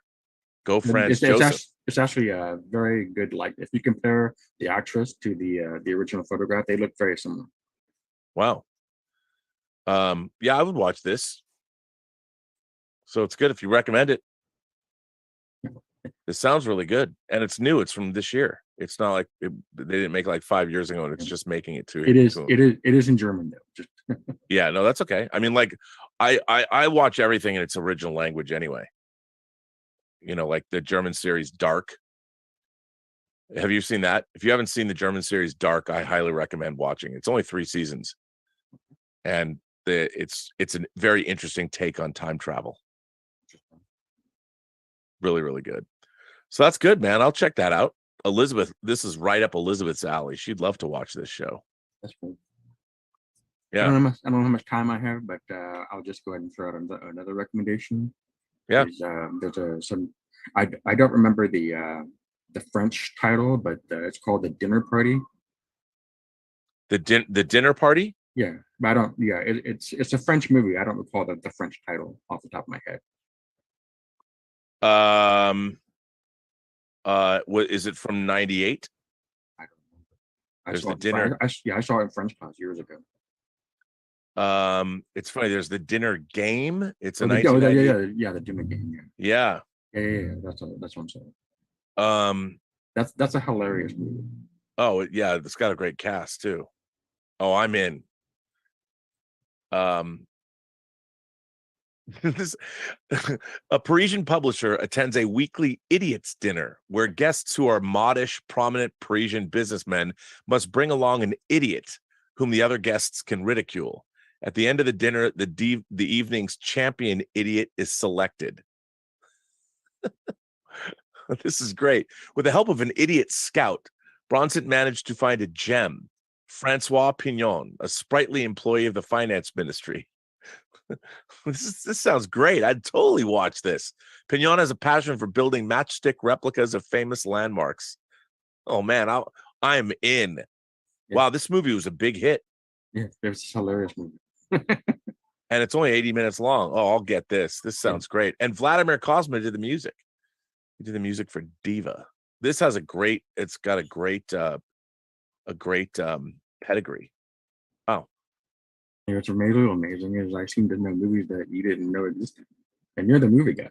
Yeah, no. Well, there's so many movies that I have never heard of. I mean, what's really interesting, it was directed by Francis Weber, who, like he directed La Cage aux Folles, you know, and he's a great director. And a lot of his movies it's incredible to see how many of his movies were remade in English, most of them badly, which is too bad. But yeah, he's known for his comedies. I mean, he did The Man with One Red Shoe, The Birdcage, The Toy, Three Fugitives, Pure Luck, The Valet, Dinner for Schmucks. Yeah, Wow. I never Three Fugitives. Yeah, Three Fugitives was awesome. Yeah, that's him. He did all that. So I'd watch this movie. All right. I gotta find it. And it made $65 million on a $12 million budget. So that's a hit. Wow, that's good. But this is a great That's four things I said. Yeah, those are good calls, man. Yeah, this is great. Talk about it at some point in the future. I'm gonna give you some time to watch it. This movie was actually remade in India in Hindi in 2007. Really? Yeah. Oh, I gotta watch and it was made. The version of it here is Dinner for Schmucks that Jay Roach directed. Steve Carell, Paul Rudd. You know, Bruce. Is it a remake? Yeah. Is it American? Oh, really? Yeah, that's Dinner for Schmucks. Yep. Yeah, I like the French version a lot. Yeah. So yeah, I didn't realize that. I didn't know Dinner for Schmucks is a remake, but yes, it is. I gotta watch this. I love French comedies. They're great. So Roberto, how much time do I have? You got 20 seconds. All right. Well, in that case, I'm gonna sign off. All right, it was good to see you, man. All right, you take care. Thanks for coming back to these chats.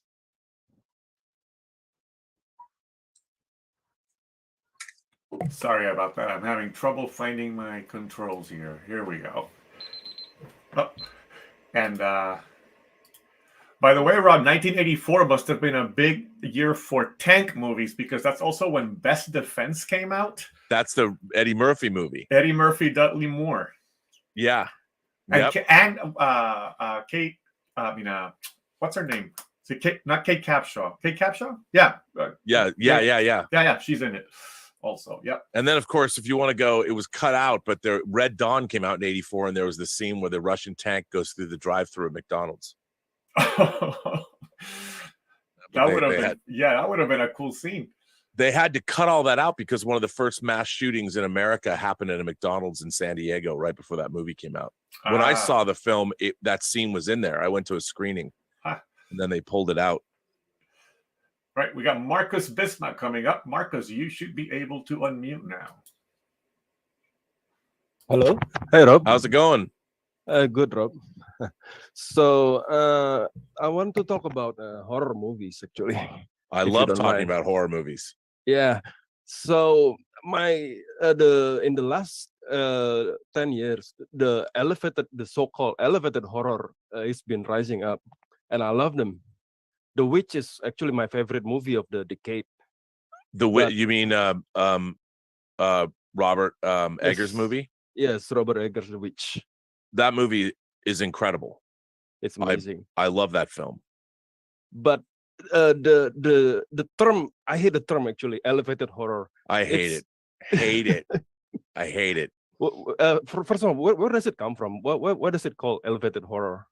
You know, I don't know who came up with that phrase, but I think what's interesting is that horror is thought of as being a junk genre, for the most part. Slasher movies, you know. Whereas I would argue that the best horror movies, whether you're talking about something like Rosemary's Baby or The Exorcist, you know, those are movies people are like, well, those aren't really horror movies. Those are about something else. And I would say, no. But I think elevated horror, and I think a lot of what's been going on now, people, to me, all great horror is elevated. It's just because it has horrific elements doesn't mean it's not great. Doesn't mean it's not delving into the human condition. You know, and I think The Witch is one of those movies that does that. But I think that's because there are people that are prejudicial against horror as a genre, and when they see movies that have meaning or great weight or that seem to transcend, it's not just about monsters or it's not just about psycho killers. If it's dealing with something else within a horror context, then people talk about it being elevated horror. And I would argue that elevated horror is basically where horror has gone. You know, Terrifier 2 opened this weekend, and that's more of a traditional just go for the throat jugular movie. But what we call elevated horror is where horror has always been in terms of books, you know.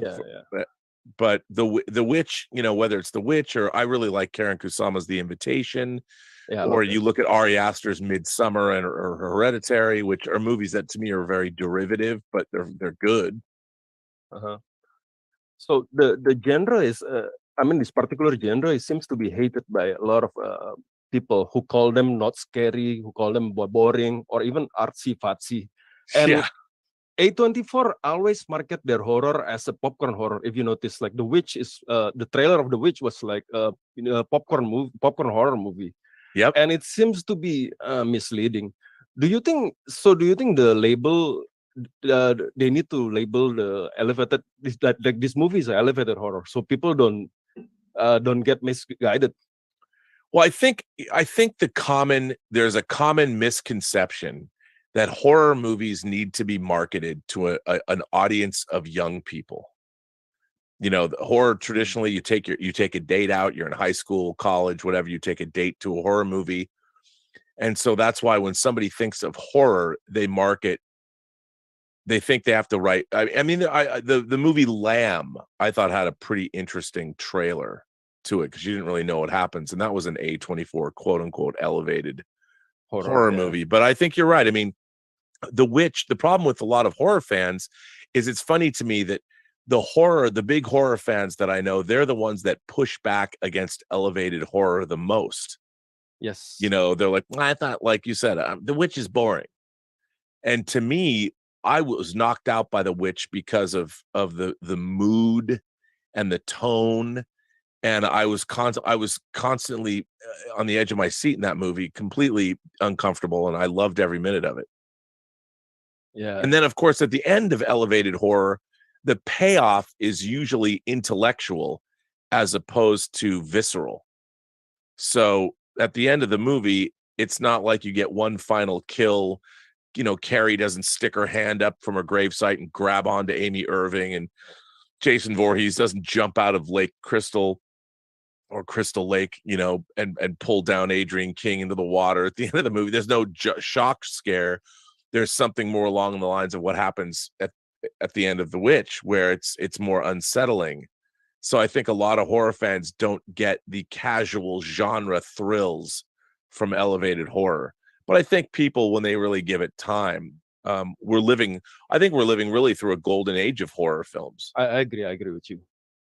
And we're seeing great horror movies in, like, I don't know if you've ever seen a Korean film called The Wailing.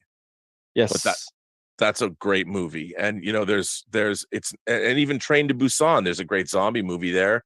And there's so many great international horror films that are being made as well. So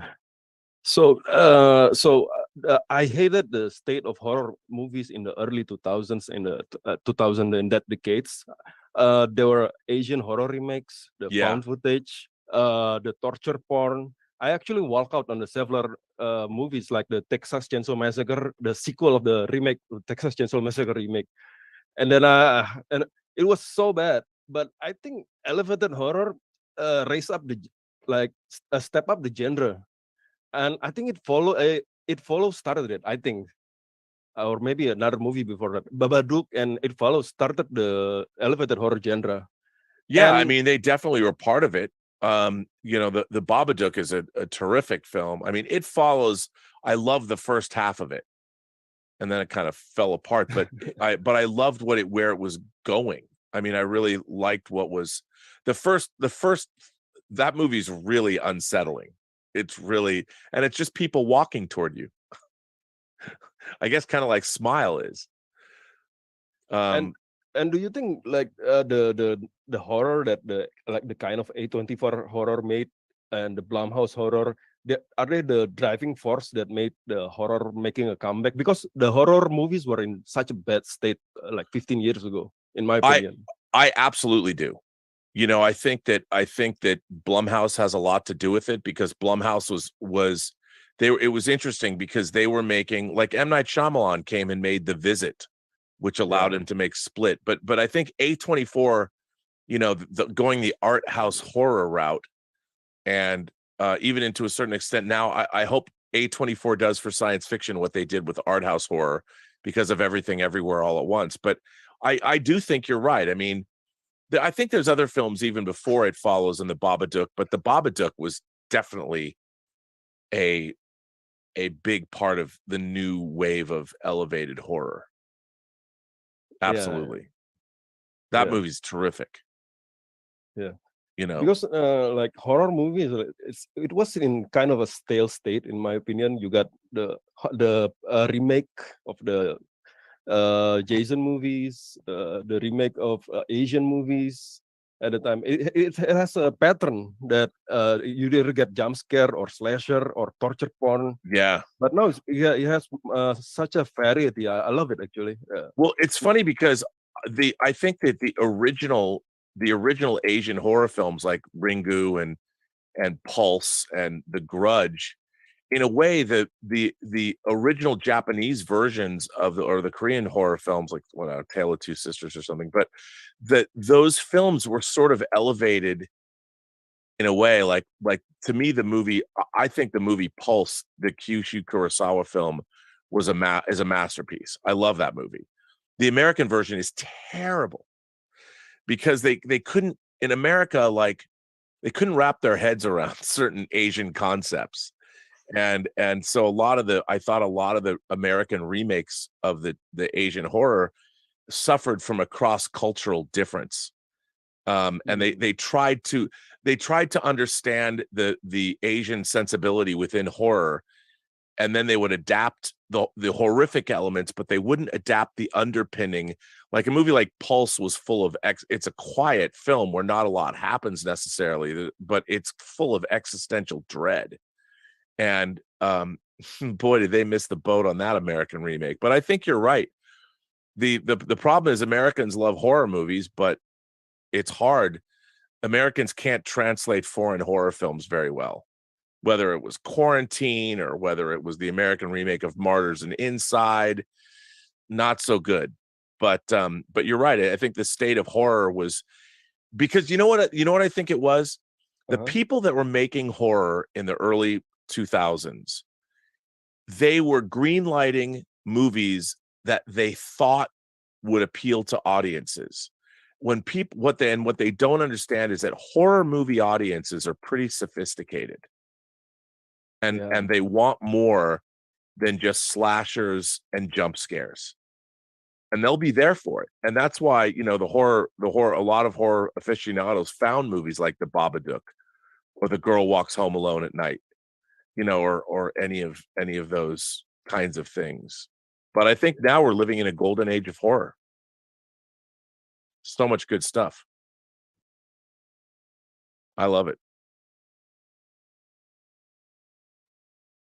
Did we lose you? Are you still there? No, sorry. I had tried to move on to the next caller. Sorry, we had to remove. No worry, Marks. But that was a great call. Yeah. They're great, and thanks for being a member of the channel. That was really interesting. But you're absolutely right. The horror genre is alive and well. Yeah, thank you, Marcus. And there's been some good chat on the discussion here. Did you start watching Midnight Mass, the new Mike Flanagan show? Yeah, I saw that already. I thought that was quite good. Yeah, I just started it yesterday, but I haven't had only seen definitely an example of elevated horror. All right, well, we've got Julian Mushkin coming up. Julian, you should be able to unmute now. What's up, dude? Not much. How are you doing? I am doing well. Awesome.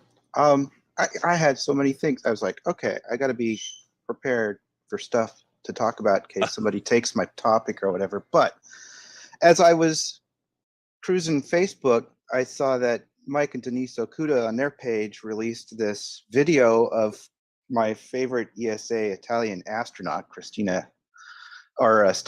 Cristoforetti. Yep, Stefani Cristoforetti. Yes, my favorite cosplayer in space. Doing cosplay of the 2001 stewardess from the Ares 1B and the walk on the Velcro around. Oh, did she do that in the space station or something? Did that in the space station wearing the stewardess cosplay. that is the best. Yes, that's awesome. So I just love that she keeps on doing stuff. She's dressed as Starbuck from the Ron Moore Battlestar Galactica. She's done, her Star Trek stuff. So it's awesome.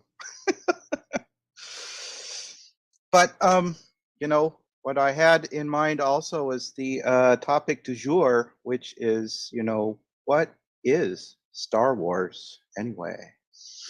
Oh, well, I mean, I find it really interesting because I would have thought that it was self-evident how good Andor actually is. And there's a lot of people, there's a lot of people that take things at face value, and that's fine. They want their Jedis, they want their bounty hunters, they want their Sith Lords. And that's pretty interesting, but I mean, Star Wars is the story of a rebellion within a galactic empire that ends up taking it down, which is something we've never dealt with in Star Wars. That was always in the background, in a way, and because the rebellion was when we first saw Star Wars, the rebellion was already active. It was already happening, and Luke ends up going down this path about the Jedi Knights and all that, but most of the galaxy was not. To me, what's happening in Andor, what I love so much about Andor, is that it's about normal, everyday people that live in the Star Wars universe. And it's giving us more into that universe without having to go into all the other stuff. We're seeing insights in that were assumptions about, how Imperial officers, are trying to one up each other and things like that. And there's so many little character moments, like in the last episode where, the gal in the ISB is like trying to figure out what the hell's going on and wants to do it. She takes the pills. She's pulling on her collar, which is extremely tight. And I'm like, that's a choice. That's deliberate. She's, it's like, is there a chafing under just this pressure of having to perform? And she wants to do her job, which she's good at, except that she has to play these freaking games, because of the one-upmanship and who's your patron and all this kind of stuff. Those are cool things. It's like reading a book and a Star Wars novel, or like playing a role-playing game where you're getting so much more character that's going on that you don't get that from the movies. And even a lot of the other shows, you just don't get enough insight into some of those characters. And so it's one of the things I'm really liking about Andor. Me too. I think Andor is the writing is incredibly sophisticated. I think the real problem is that when an episode opens, when Cyril sits down with his mom, and his mom's like, "What are your prospects? Like, what are you gonna do?" They're wondering, why am I watching a scene between a mom and her son in a Star Wars show? What they want is spaceships and Jedis, and what they don't understand is you're watching the forging of somebody who's going to be a big problem. You're watching a man who is haunted, who wants to prove himself, who's fastidious, who's been disgraced. You're watching a man who's is being forged into a very dangerous instrument that the Empire is going to wield. Right. And it's baffling to me. I understand that here's what makes me sad. Andor is the kind of Star Wars movie they would have made in the 70s before Star Wars itself came out. That's what it feels like to me. And you're watching this and I'm like, how refreshing, where you're actually watching. None of the people that Andor is telling the story of is anybody that certain fans of Star Wars want to watch. They're not, and I think that's the real problem. Now, for me, I think any astute viewer, I mean, again, people who read a lot, it's apparent to what they're doing on the show and the way that they've done such a deep dive into all these characters. I find that especially the last episode had incredible amounts of tension in it, but again, I don't begrudge anybody who expects something from, like, I want the Clone Wars. I mean, I want Ezra, I want the Rebels and all that fun pulp sci-fi stuff. And I think that's great. But the problem is there's also a wartime show. Star Wars has never, other than like Rogue One, has never leaned into the fact that there's a galaxy at war. And now what we're seeing is that. And I think a lot of people, there's going to be a lot of people that aren't, that's just not their thing. I mean, I would dare say one of the problems of modern society is that people won't try and make it their thing. So you're seeing something different. Yeah. Why don't you try and look into it and meet it on its own terms? What I love about that show is that show doesn't give a fuck if you know anything about Star Wars or not. They don't care about the Jedi. They don't care about Darth Vader. The show is not about any of that at all. Yeah. And yeah. I could see the Emperor showing up and giving a speech, to the Imperial Senate. I could see something like that. But even Tony Gilroy said, no, we're not doing any fan service. Mm-hmm. But it makes sense that that's why, I mean, I love it. And the show is so smartly written. Yes. So far, yes, it is just kicking on all cylinders. Yeah. And I watched somebody going, why should I want to watch somebody who's having a bowl of cereal? I'm like, okay, I get it. I understand what you're saying, but you're not paying attention to the character that's being forged right in front of you. Exactly. We're seeing motivations. We're seeing all those things happening so that we'll understand exactly why he's going to make the decisions that he makes later on. And, that scene where we first see him and he's looking out the window and he sees that slight sliver of the sun going through, that echoes. I mean, hey, you see he's down in he's not up on the top there. He's down. That's his only look at the sun today. But it also kind of mirrors Luke's gazing at the suns on Tatooine. It's that same. Like George likes to say, it's like poetry. It's like poetry. It rhymes. Yeah.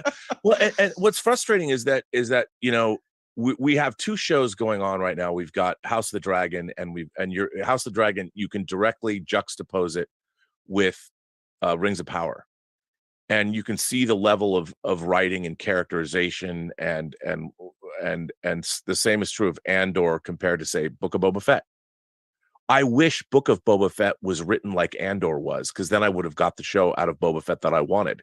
The idea of a bounty hunter deciding, there's a power vacuum here, and why shouldn't I'm tired of waiting for people to pay me.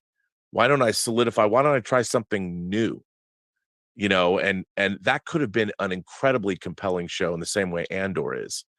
But the problem is we got Vespa writing, surgically altered kids, and we're supposed to be like, well, that's cool. My problem with something like Book of Boba Fett, and I think why it was so unsatisfying, was I didn't believe a word of it. I didn't believe a single thing I was watching. None of it made any sense, and it was not good. Whereas Andor is you can see the meticulous crafting of what's going on. Yeah, it fell apart. Boba Fett fell apart after that, the episode where he spends all that time with the Tuskens, and then it just fell apart. There was lots of promise, and then it just fell apart, and it's like they just kind of like fell back on tropes and established kind of like, easy ideas and didn't get into the kind of character study that we're seeing in Andor that really makes a difference. So, yeah, I'm just digging the show a lot.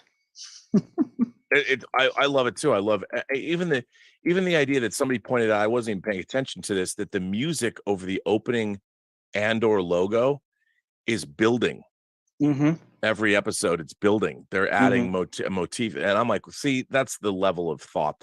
See, what I love about it is I'm looking for authorship, and you've got Tony Gilroy, who's the showrunner, his brother Dan Gilroy, who wrote and directed like Nightcrawler with Jake Gyllenhaal, which is an incredible movie, and his brother John is working on it.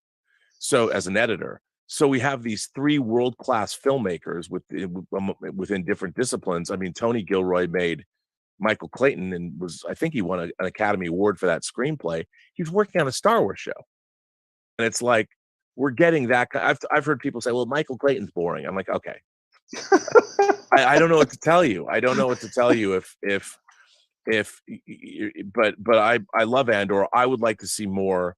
I think that next episode we're going to get more action, because it's earned. We're going to see a heist that we've been watching for the last 2 episodes have been leading up to this. And I love it, man.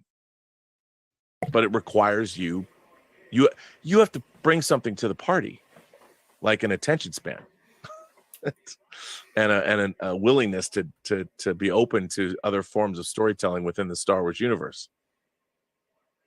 So thank you, Julian. We've got Call Me Ish coming up next. You should be able to unmute now. How are you? Great. How you doing? Hanging in there, Yeah. Talking a lot on YouTube. Good to hear that. Yep. I love seeing you guys on Campia show. We're having, I don't know if you can tell, but we're having so much fun on that show. Yeah, and I was sad to hear that John said that on Fridays when he wasn't there, it dropped 20% because those are some of my favorite days when he wasn't there. Well, I think also the thing about when it was dropping, we were doing Mint Mobile questions. For 2 weeks we didn't have questions and topics. And I was having fun too. And you know what? It was a new thing, so it never had a chance to grow. Yeah. Like it didn't have its own identity. We were having a blast doing those shows. And I would like John to have that day off because I see sometimes where it looks like he's been working too much. And it's like he needs a break. Yeah, I think so too. I could tell he's, that's why I think that's why I appreciate the show so much, is because I could tell that he really puts his all into it. No, he really does. And his primary motivation, as he'll tell you, and he's been telling me this for years, is that he's interested in providing the best viewer experience possible. And I think the fact that he meticulously organizes the show, he follows a format, people know what they're getting. And I think that's why they've tuned into the show for so long and why John is successful, and also why we have now as many sponsors as we do, because the show is John runs a very tight, very professional ship. Yeah. And I think that is one of his great strengths. Also, he puts a great team of people together. Yeah, he does. I love everybody that's been on there so far. Jonathan, Ray, and then of course Aaron and Amy and Chris, of course. John wants to do. He's going to alter I don't want to say what it is, but he's going to make an alteration of to the format that's kind of a throwback that I don't know how well it's going to work. It's going to be really interesting to see how it plays. Yeah, I heard him. He was talking about it on the. He had a members chat and he was telling us about it. Oh, so he's already talked about it. Yeah. I don't know if that's going to work as well because I don't know either. But I'm willing to try. I'm willing to see it. Yeah, it'll be interesting to see. I just think that adding another layer, the spontaneity of the show, because John likes things. John shies away from spontaneity, but I think there's just enough when we can joke around. Like Jonathan knows when to cut in and do something fun. Like when he throws up that Brie Larson graphic, it makes me laugh every time. Yeah, I like Jonathan's really good. Or the Hugh Jackman. Yeah, Jonathan's great. And Ray too is funny. And there's been things that have been said on that. I've never laughed so hard in my life as I've laughed on that show. And I'm not liking Taylor either. Taylor only because Taylor's first name is my last name. So it reminds me when I hear his name being said, it reminds me that's what they used to call me when I was playing sports and stuff. Oh. They call me by my last name. So it makes me think back to those times and I get kind of sad. But no, I like him. He's good. He is so funny. He's so funny, and he's been producing the shows too, the after shows. So he's learned how to use the equipment and things. And I really liked how he's actually, what people don't know about him was he's a great writer. He went to Pasadena City College and he was on the newspaper staff there. Okay. And he sent me some of his articles. He did some really funny, like he's not into sports at all, but he had to write a sports piece because everybody has to write. So he went to a baseball game, and it was a 3-hour. He wrote a piece about everything he could be doing while he was sitting here watching this baseball game. And it's his sensibility that I really appreciate. And the article was actually very funny. And he said that the head coach of the baseball team found him and just said it was hilarious. The article was hilarious. Oh wow! And he's just a great guy to be around. He's always cracking jokes, and he always has and he's also very smart too. So he's a great guy. He's a great addition to the team. Yeah, and that so let's go. Sir Christian Cole, I don't like that guy either. House of the Dragon. That guy needs to die. He needs to die. I think he's got more of a history, but Rhaenyra basically told him to F off. He made a romantic pitch. Okay, but then it's okay. So you get rejected, but supposedly you love this girl and you want her to. First of all, he's ridiculous anyways. She's a princess. The princess is not gonna leave to go be some commoner. I know. Along the world. So she denies it. She rejects him. So then he just kills her whole game and sports. You know what I mean? Just she's a whore. She's doing this, doing that. Oh, I slept with her. If he wouldn't open up his mouth, half the problems wouldn't even have been happening. Because Rhaenyra never lied to what's her name, because she asked if she slept with Daemon, and she didn't. Right, she didn't. Yeah, nope. And then he's like, I slept with her. Like what? Come on, well, bro. that was a bad. I mean, that's it's people need to know when to hold them and when to fold them. When to walk away. I mean, that was something he shouldn't have ever mentioned. But that's one of the problems with Westerosi politics. Yeah, I just feel it's like, damn, every time you get something going good, there's always one idiot that throws a wrench in everything. Like, oh, there it goes. Yeah. It's true. And I love Daemon. That guy, he's player of the year. He's just going from one lady to another one to another one. I mean, but what's funny about him is he's just like he stands back and watches it all unfold and then does what's best for him. Yeah. He's like, I'm not going to stand on ceremony. I'll do what I need to do. And he was hot for teacher. He liked Rhaenyra from the time she was a young girl. I mean, he wanted to go there. But what's interesting is, like, at the time when they were in that pleasure place, he couldn't do it. It's like when his conscience. His conscience wouldn't let him do it. That's right. And a lot of people, I don't think, got that. But he totally, his conscience, even though she wanted to, and she's always, and because that was her first experience, she could never forget about it, and she probably dreamed about it, fantasized about it, or whatever, and then she got it back. Yeah, and she realizes, like, hey, we're Targaryen anyways. That's what we do. So that wasn't that big of a deal for her. Go with the uncle. They're always uncle, cousin, brother, sister, whatever. Keep it in the family. Yeah, she was good for that. But that's what's you just described. Why that show is so much fun to watch. Is because all of these characters have so many different layers to them, and nobody is just one thing. They're always surprising you, and the balance of power is constantly shifting based on, like, you never know when Kristen Cole's going to be like, oh yeah, I slept with her. Yeah, that was the last person. I wanted to just slap him in his face when I saw that. Yeah, and that happens all the time, just like life.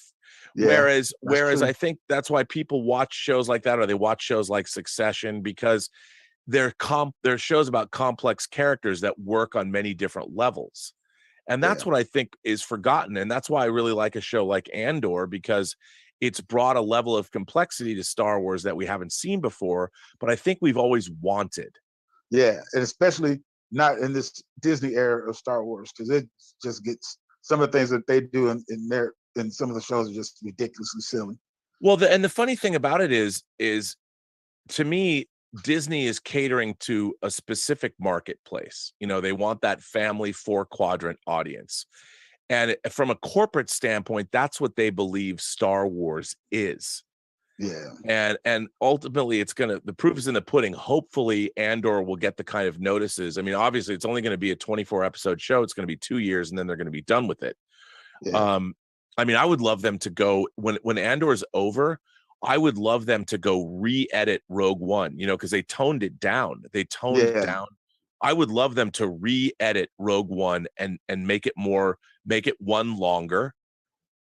Turn it into a 3-hour movie. People will totally watch it. And you can add more of the wartime stuff that they eased off on. Yeah, Rogue One was really good. I really like Rogue One. Yeah, I did too. But now that we've got the whole Andor show, they should go back in and re-edit that movie and make it longer and put all that stuff they took out. They said, "Oh, it's just too dark." Yeah. Of course, it's gonna be dark. Now that you've set up the darkness, make it dark. Yeah, and they need to go with that, run with that into the newer shows, and just they try to, like, those Vespers and Boba Fett. That was I don't know what they were thinking. That was just totally a horrible decision. I don't know who okayed that. It wasn't Kathleen Kennedy. Fired. Yeah, I mean that the whole book of Boba Fett was a complete misfire to me. Yeah, it was goofy. It was just goofy, and look, I think it's really cool that they brought back Tamora Morrison to play the part. I mean, that was nice. But they made him stupid. That's what they did. They made him stupid, and he should be Boba Fett should be more of a Machiavellian character. Boba Fett should be like Prince Daemon. Yeah. He's a bounty hunter that survived. Boba Fett doesn't just work for people. He works for Darth fucking Vader. Yeah. When Vader calls in these bounty hunters, whether it's Bosk or IG-88 or whatever, these are the ballers of bounty hunters. He's not calling in second stringers. Yeah, and he knew he climbed out of that Sarlacc pit with his armor on. Come on. Yeah, I mean, that's right. And it's I feel that we need the kind of look, it takes people that are really smart to make great popcorn entertainment. Yeah. And I feel like we don't always get that. Yeah, I think they're playing us as the audience for being dumb or something. Like, they don't give the audience enough credit. So they try to make everything silly and stupid. And it's like they think that we're not going to catch how silly it is, or like we're not intelligent enough to view a good story and follow it. So they just, throw this, stuff up here and just like, oh, look at pretty. that looks pretty. Oh, and just think that we're gonna just be excited by just, visual porno. I guess that's what I would call it, But no, it's like I want a good story, something that makes sense. And they've been failing us, and it's kind of hard to watch it, and they just keep letting us down. Yeah, I mean that's the frustrating. What's funny is I think that's the frustrating thing that all like fandom, a lot of vitriolic YouTube channels who are bitching and moaning and complaining about all this stuff. That's all they're reacting to, is that we should be getting better entertainment written by people. They're getting paid a lot of money to make these shows, and all we want them to be good. And when you watch shows like Book of Boba Fett, it's head scratching. You're like, where did this come from in this day and age? These shows should be as good as The Wire or The Sopranos or True Detective Season 1 or take your pick. And we're not getting that. You wonder, wow, Star Wars is a Tiffany franchise. Why aren't we getting the best writing and directing and acting? And Andor is an example of the quality we should get. You can make a pulpier show, but if we can get across the board quality like Andor is delivering, that's all anybody wants. Thank you, Ish. And just so the folks on the queue know, Sony was supposed to be coming up next, and then he got kicked out of the call. So I'm going to put Sony in next. I know that he looks like he's at the end right now, but no, he'd been jumping. I was wondering. I know that he has sometimes some issues with the connection. So yeah.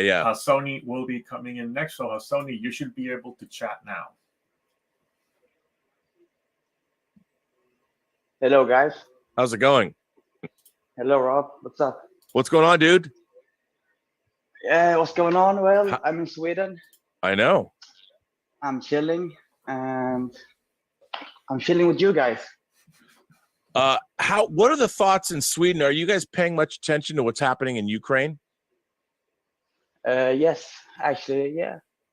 They're talking about it. Are you guys worried? People coming. Yeah, I mean, are you getting lots of refugees of Russians that are coming to Sweden to try and move? Yes. Yeah.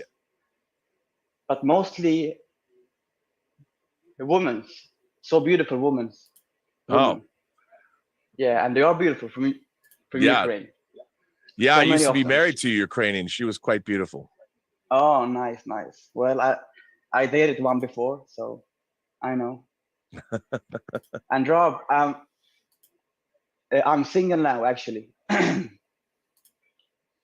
I'm a Well, you know, single dad. Swedish girls have a reputation of being beautiful as well. Yes, they have. Actually, they have. Really beautiful. Yeah, bro. So I'm gonna meet my son tomorrow, Quentin, Oh, nice. my little boy. What are you gonna do something? You gonna take him somewhere? No, just gonna chill, go out, play some. Nice. I haven't seen them in like 2 weeks. Oh wow, how old is he? He's 1 year and 2 wow. months. Oh, okay. Yeah. So it's not, yeah, you Rob. can't take him to the movies yet. Not yet, Rob. Not yet. But soon. And yeah, our third issue is here, man. Oh, it came out. It just came 2 days ago. Are you And this excited? Yeah, I'm excited. Wow, look This at that. is the limited edition cover. They only printed 200 of these. Wow. And I got the third one for myself. You should get it slabbed. You should send it to CGC and get it slabbed. I will. Yeah. I will. So now we have 3 issues, and this issue is by far the best, the very, very best. I mean, this story is mind-blowing. I mean, you have this hero who's lifting there, see that? That's great. The art's great. It's amazing art, Rob. Look at this. You got to get that to America. We want to, but it's too bold. Like nobody there, because because they're controversial, It's about the superhero who's gonna kill all ISIS. So nobody fucking there, bro. They are afraid that something's gonna happen, like in France. Remember? With that, Yeah, the no, I paper know. thing. Yeah, Yeah, a long time ago. Yeah. So it's a difficult team that we're working with, actually, and that's true, man.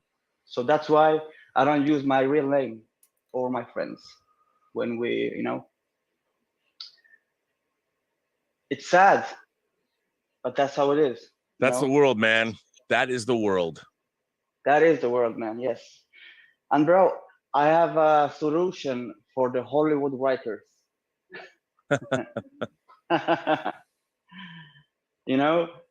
Let's kick them all out. Let's kick all these little motherfuckers out from Hollywood and bring in the comic book writers in and let them make the scripts for the TV shows. I think that would actually. Well, the problem, it's really difficult. They had, like, on Star Trek, they had Michael Chabon, who's a Pulitzer Prize winning author. It's really difficult to write in different mediums. It's very hard for novelists to suddenly come write for TV. It's not possible. It's just hard because writing for TV and movies is a very specific format. And people that are used to working in long form narrative, like whether it's novels or short stories or something like that, for them, it can be very difficult to come and work in film or television. Okay. Yeah, it's just harder because you have to think in terms of visuals. Like when you're writing a screenplay is a blueprint, but what a great screenplay does for the reader is it evokes what a movie will eventually look like in your imagination. So a great screenplay, through very sparse writing, paints pictures in a reader's head. And what's interesting about a novel is you don't have any pictures. So you have to use words and you have to really make people understand the story that you're telling. But Rob, in this day and age, everything is fucking filmable. Well, that is true. That is true. The question is, how do you translate comic or a novel into a screenplay, so people have a blueprint to understand how to film it. Exactly. That's that can the key. be hard, pretty hard. Yes. Well, I missed the old movies, man, and because I don't know what's going on with Disney. I like the latest Werewolf by Night. Yeah, I did Pretty too. good. I thought it was pretty good too. Well, I it was love that fun. actor. It was something new. They established their premise, and they executed very well, and they left you wanting more. Exactly. It was a lot of fun. I mean, to me, Werewolf by Night is and I think it was the first real introduction to the supernatural world in the MCU. Oh, I liked it. I think they're gonna bring in with Blade and with Eternals. Blade. They're gonna bring in more of that supernatural element. Well, hopefully it will turn to something like better than She-Hulk. Yeah. What a disappointment. What do you think about the last episode? Honestly, I thought it was I thought it was amusing. I thought the last episode of She-Hulk was more along the lines of what the whole show was going to be. Yeah. And look, if I'd made that episode, I would have gone out on Daredevil doing the walk of shame, holding his boots and walking down the sidewalk. I'd cut to the credits right there. That was hilarious. It was hilarious. It was hilarious. I mean, because that's just something. You know what I loved about that? You never think of something like that happening to a superhero. But Daredevil didn't have any other clothes. She didn't have any clothes he could borrow. So he just had his suit on, his mask on. What's he going to do? Like Nothing. call an Uber? And you just walk of shame. Yeah, it was great. I mean, I thought it was so funny because it might have been, I'm sure a lot of people was like, you can't do that to Daredevil, but I'm like, yes, you can. That's what She-Hulk's supposed to do. That was actually the best episode. Yeah, I mean, I thought I liked the first episode, and that episode I thought was good. Yeah. Now we will see what will happen now when she's, for the first time, she's angry. Yeah, that'll be really interesting to see. And I'm not so sure I like where all that's going. I hope it's great, but it's fine. Me too, man. Me too, Rob. Yeah. Me too, bro. We'll see. Hopefully it's good. Yes, man. Yeah. Well, I had some question, Rob. I saw Alien 4 yesterday. Oh, had you seen it before, Alien Resurrection? No, it was the first time. What did you think of it? Actually, I loved it. Yeah, it's honestly. Pretty weird. It's really pretty weird. Yeah, it is.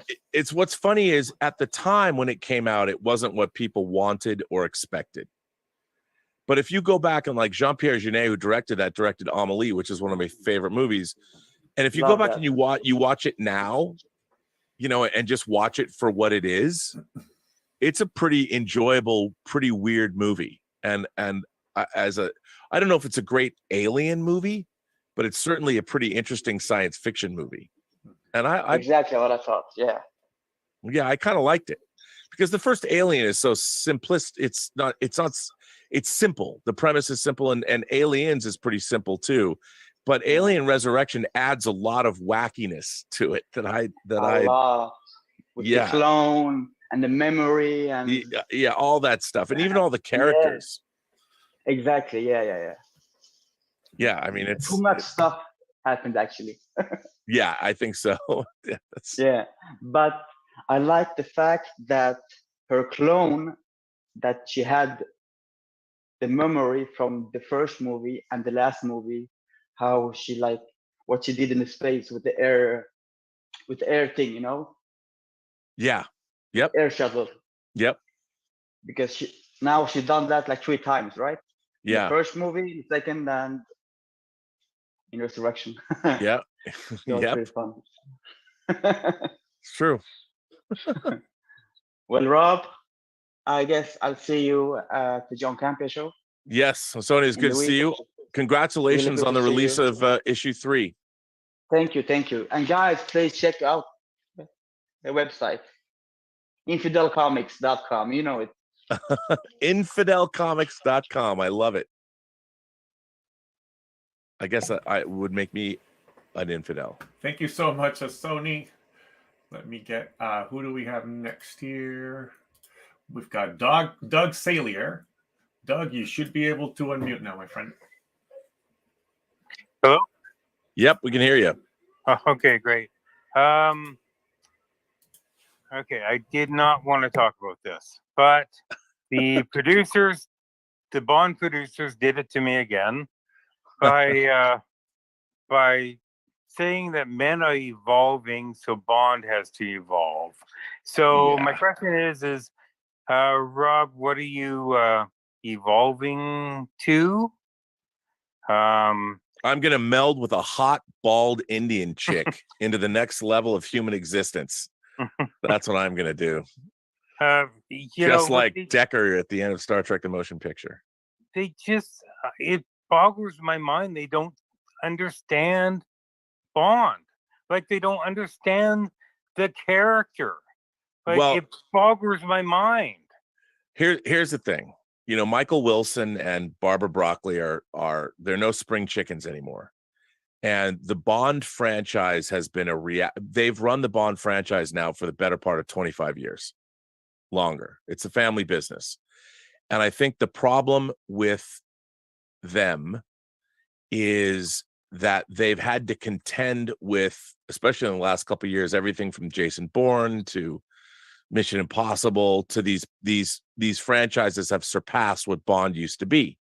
And as a response to that, they went and they wanted to humanize Bond more and more and more. And this look, James Bond is a British naval officer who became an intelligence operative. He is ruthless. He is smart. He knows that every day on the job can be his last day. And he likes his vices. He likes his cigarettes. He likes his alcohol. He likes his beautiful women. And he makes no apologies because he knows his life could be cut short at any time. Giving Bond an emotional life is fundamentally taking away why we watch a James Bond movie. I mean, you can have him fall in love, certainly. But the simple fact is, Bond is about queen and now king and country, and that's it. Who do I have to kill to save the world? Who do I need to go get gone to make sure that we can all wake up tomorrow and breathe a sigh of relief? That's what we want to see. We want to see Bond go after those people. And this idea that Bond has to evolve as a character, no, he doesn't. But this is the common thinking about what is Bond supposed to do? His line of work is literally to take out motherfuckers before they blow up the world or do whatever they're going to do to humanity. That's his job. That's what his character is. You want to talk about what? He's going to evolve by what? Using people's pronouns? James Bond doesn't have time for that shit. He doesn't care. Anything that gets in his mission, in the way of his mission, it's immaterial to him. You know, and that's the funny thing about Bond being a product when M says he's a sexist, misogynist dinosaur, a product of the Cold War. Of course he is, because he has to be. Because well, if he didn't was disagree. What's that? He didn't disagree. Well, no, because he's being polite to his superior. And because she knows and he knows exactly what the score is. She can call him a sexist, misogynist dinosaur all she wants to sort of discipline him, but she also knows she needs him in the field. She personally doesn't give a fuck what Bond does, as long as he doesn't embarrass the service like he did at the beginning of Casino Royale, or doesn't complete his mission. And I think that's this idea that they need to upgrade Bond is silly to me. Bond has to evolve because anything else just gets in the way of his mission. I mean, that's why they need ruthless killers that'll put a bullet in anyone. Sean Connery, people like Bond is such a misogynist, and Goldfinger at the pre-title sequence, he allows a beautiful belly dancer he throws her in the way of a blow that he's about to get to the back of the head unapologetically. That's how Bond has to act. We can never have a Bond that goes, "Oh, I'm sorry, miss. I really didn't mean for you to get hit in the head." Yeah, he did, because it's either him or the other people. And I hate this. Well, Bond has to evolve. look, I understand the Broccoli's, Michael Wilson and Barbara Broccoli, have to cater to modern audiences. Look, modern audiences are going to go right off a cliff as they talk about everything that they want. How do I make the world more fair and just for me? Well, you know what? When someone's threatening to use saber rattling with nuclear weapons across the globe, I really think that there are more important things than how you feel. And Bond will make sure he takes care of those things for you, so you can sleep soundly at night and go on TikTok and bitch and moan and complain. Well, when I saw No Time to Try, I totally thought that I was going, like, when I walked out, it was a funeral. Normally, when I see a Bond movie, when I walk out, it was after a party. It's a great time. And, I was walking out of a funeral. And what I keep coming back to is what would have happened. A needless funeral. Yeah. What would have happened if Sean Connery would have said, you know what, I'll do one more Bond, but he has to die at the end. And then the producer go, oh, okay. And then we'll just reboot it. Bond would have been dead by now. Like the Bond series would have been gone. And that's what's going to happen. And they don't realize it. Well, I also think that they don't know. They have a very hard time figuring out what story they're going to have Bond participate in this day and age. I think ultimately that what they tried to do with Daniel Craig was a bust. It didn't work. Like in the movie Skyfall, he fails at everything. Bond doesn't succeed ever. And you're watching that movie to the point where M dies. And I flew to London to see Skyfall, and I hated Skyfall. Ultimately, when I first saw it, I didn't really know what to make of it. But then as I started thinking about it, it's a movie where Bond just fails. And it's not fun. Silva's fun, the villain's fun, but the rest of the movie is not that fun. You're watching and you're like, this is dour and depressing. And then M gets killed. And they killed Judi Dench. She doesn't even get to retire gracefully. But look, I agree with you. I think they need to bring Bond back to basics. They need to bring a little bit more escapist entertainment into the Bond franchise. But in this day and age, when you have captains of industry that are basically like Bond villains, how do you make a relevant Bond movie for the masses? It's tough. Well, it is, but they have to realize that Bond is not realistic. Bond is a fantasy. He's a fantasy for, they always used to say the guys wanted to be Bond, the women wanted to screw Bond, basically make love to Bond. And he was a fantasy. And now they're trying to put this real, like Daniel Craig Bond falls in love so easily, it's not funny. Like Vesper, I believe there was a connection there, but then now there's Madeline Swan, and he's loved her more than anything. And it's like, oh God, give me a break, Jesus.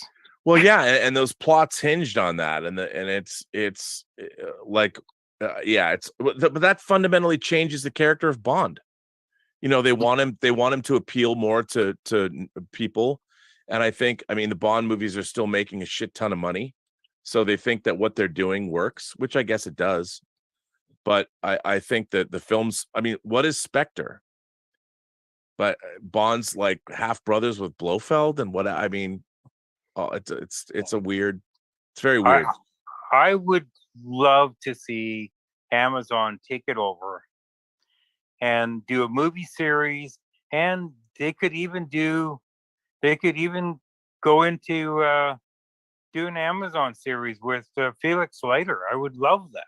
Well, yeah, Roberto and I were talking about, going back and readapting the novels and making them, period pieces and adapting the novels more along the lines of how they were written. I would love to see a TV series about the rise of Spectre, from the remnants of World War II. How did the Supreme Executive for Counterintelligence, Terrorism, Revenge, and Extortion come into being? And you could tell Blofeld's origin as well, but Blofeld working up the ranks. Maybe Blofeld was German. Yeah, and after a beating, and he was a Nazi, and he had to reinvent himself, or he was going to get executed, and he ended up going underground, reinventing his entire backstory, and became Blofeld and started Spectre, or something like that, and lean into that Cold War ideal of what everything is. Because I also don't think James Bond works today. I ultimately think the world that we live in has passed James Bond by. because everything is decentralized. War is asymmetric. You know, the world that Bond is from it no longer exists, and it's made it so it's really hard to make a James Bond movie. And I think that's been a problem for the Bond franchise literally since License to Kill. License to Kill is a Miami Vice episode, literally. You know, and ever since then, ever since Living Daylights, you smeared spioning, you still had the Cold War going on. So, you know, General Pushkin, who John Rhys Davies plays, it's like Living Daylights was the last time that we got a Bond film that still had the Cold War raging. And I think ever since then, they've struggled with what to do with the James Bond character. So. Yeah, and you and I have had many talks about this, Rob, that I think the Pierce Brosnan era, which started off with Bond acknowledging the end of the Cold War and him being a relic, the entire Brosnan era was all about what are going to be the new threats. Yes, right. It was about like a media conglomerate, like in Tomorrow Never Dies, or the oil industry, right? So it was trying to find that next big threat that could be a parallel to the threats during the Cold War era that Bond kind of was a part of. Yeah, I mean, and there was a little bit of that. It didn't make much sense in No Time to Die. Like, what was his character like? They took it out of Shatterhand, you know, Blofeld, all these poison plants. Were they going to exterminate half the life on Earth? Like, they never got into what were they actually doing. Yeah. And I think that they could really come up with, like, I would make the ultimate, if somebody said to me, okay, Rob, you're in charge of the next Bond film, I would start, my villain would be the ultimate activist, somebody who's been using social media to manipulate people, somebody who he basically wants to, I believe in collectivism. You know, I believe what he's done is he's used social media to destroy the fabric of Western civilization through people, like, whether you call him the ultimate wokester, but you find out he's just been using all of that to disassemble society and take it all apart. And what he wants to do is create unrest, and he's going to escalate his plans or her plans or whatever to destroy the rest. The fabric of society is unraveled. This person has helped unravel them using social media, and now they're going to start a coordinated attack across the world, kind of in a way like Rogue Nation, the Mission Impossible movie. You know, where you've got it's really interesting to see. Like, I think if the United States was really faced with a military threat that we had to answer, the same thing that's happening in Russia now would happen in this country. People would run away. American youth, college age youth would be like, no fucking way, I'm not going to get drafted. But it would be like, the 60s would have looked like child's play. I'm going to go to Canada to evade the draft. You have we only have 23% of our 23% of our military age population can pass the physicals. Only 23%. And to make somebody who's only interested, like the Joker, in creating chaos and letting society burn itself down while he is manipulating things so he can rise up from the ashes or something. All right. Well, thank you so much to Doug. We've got Glenn Hibbert coming up next. Let me go ahead and add you here. All right, Glenn, you're on. You should be able to unmute. Hello, sir. Yes. Thank you. Hi. G'day. How you doing? How's it going, man? Good. Can you hear me okay? I was worried about my setup. No, you sound great. Fantastic. Yeah, good. Thank you. So masks have been dropped now everywhere in New Zealand for about a month now. Nice. How's that going? Yeah, good. There are still people that wear them, and that's all good. You know, and they've also, you can actually go into any store you like now. You don't have to have a vaccination pass to interact again with the. Oh, that's good. Because I've been missing a lot of shops. Yeah, you guys did do a pretty good job of managing the whole pandemic. I mean, it got away from you, but you still did a pretty good job. Yeah, kudos to the government, for what they did. It's relatively pretty good, and I was very fortunate that I had a job in which I could work from home. Yeah, absolutely. I'm the guy that calls you at lunchtime and said, "Hey, do you mind doing a survey? It'll only take 5 minutes." Yeah. If you had that voice in America, you'd get away with it. People would be like, "Where are you from? I'll do your survey." Yeah, I bet too. Yeah. Yeah. So yeah, talking about voice work. Last I was on here, I had gone and done the Chris Carr. Oh, right. That's right. And then how was her? Very, very good. It was fantastic. I think she's incredibly talented. She's really great at what she does. She's going to one day become a big player in that world. Yeah, and she's not giving up. No, she's gonna keep going until that happens. Absolutely. And it was just fantastic. Being able to interact with your fellow Americans, and we had a really good. They ribbed me a little bit, with the old accent and all that, but that was all fine. Yeah, but she was very good at creating a safe space, and also not only that, but really created a space where we could go a little bit crazy, because you have to with voice acting. Yeah, absolutely. Yeah. I mean, you're not on a screen. Your face cannot show the emotions that with your voice you have to really bring it to the fore. A lot of people don't understand that.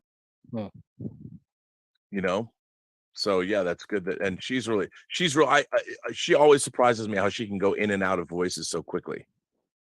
Yeah. She doesn't have to take a deep breath and think about it. She can just do it.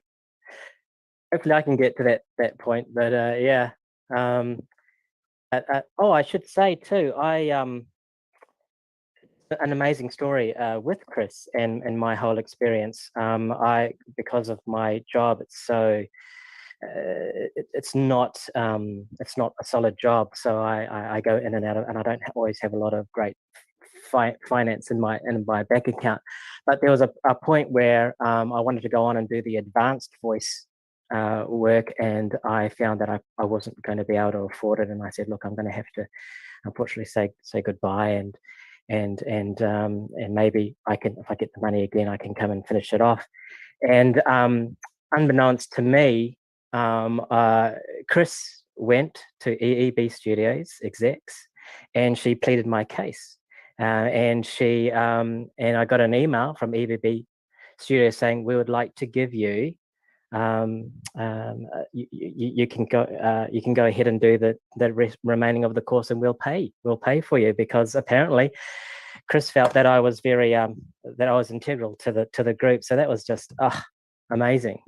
Yeah, no, she's an amazing woman, and it's funny. I'll tell you a funny story. Somebody wrote in to John and thought that there was some kind of tension between Chris and I on the show.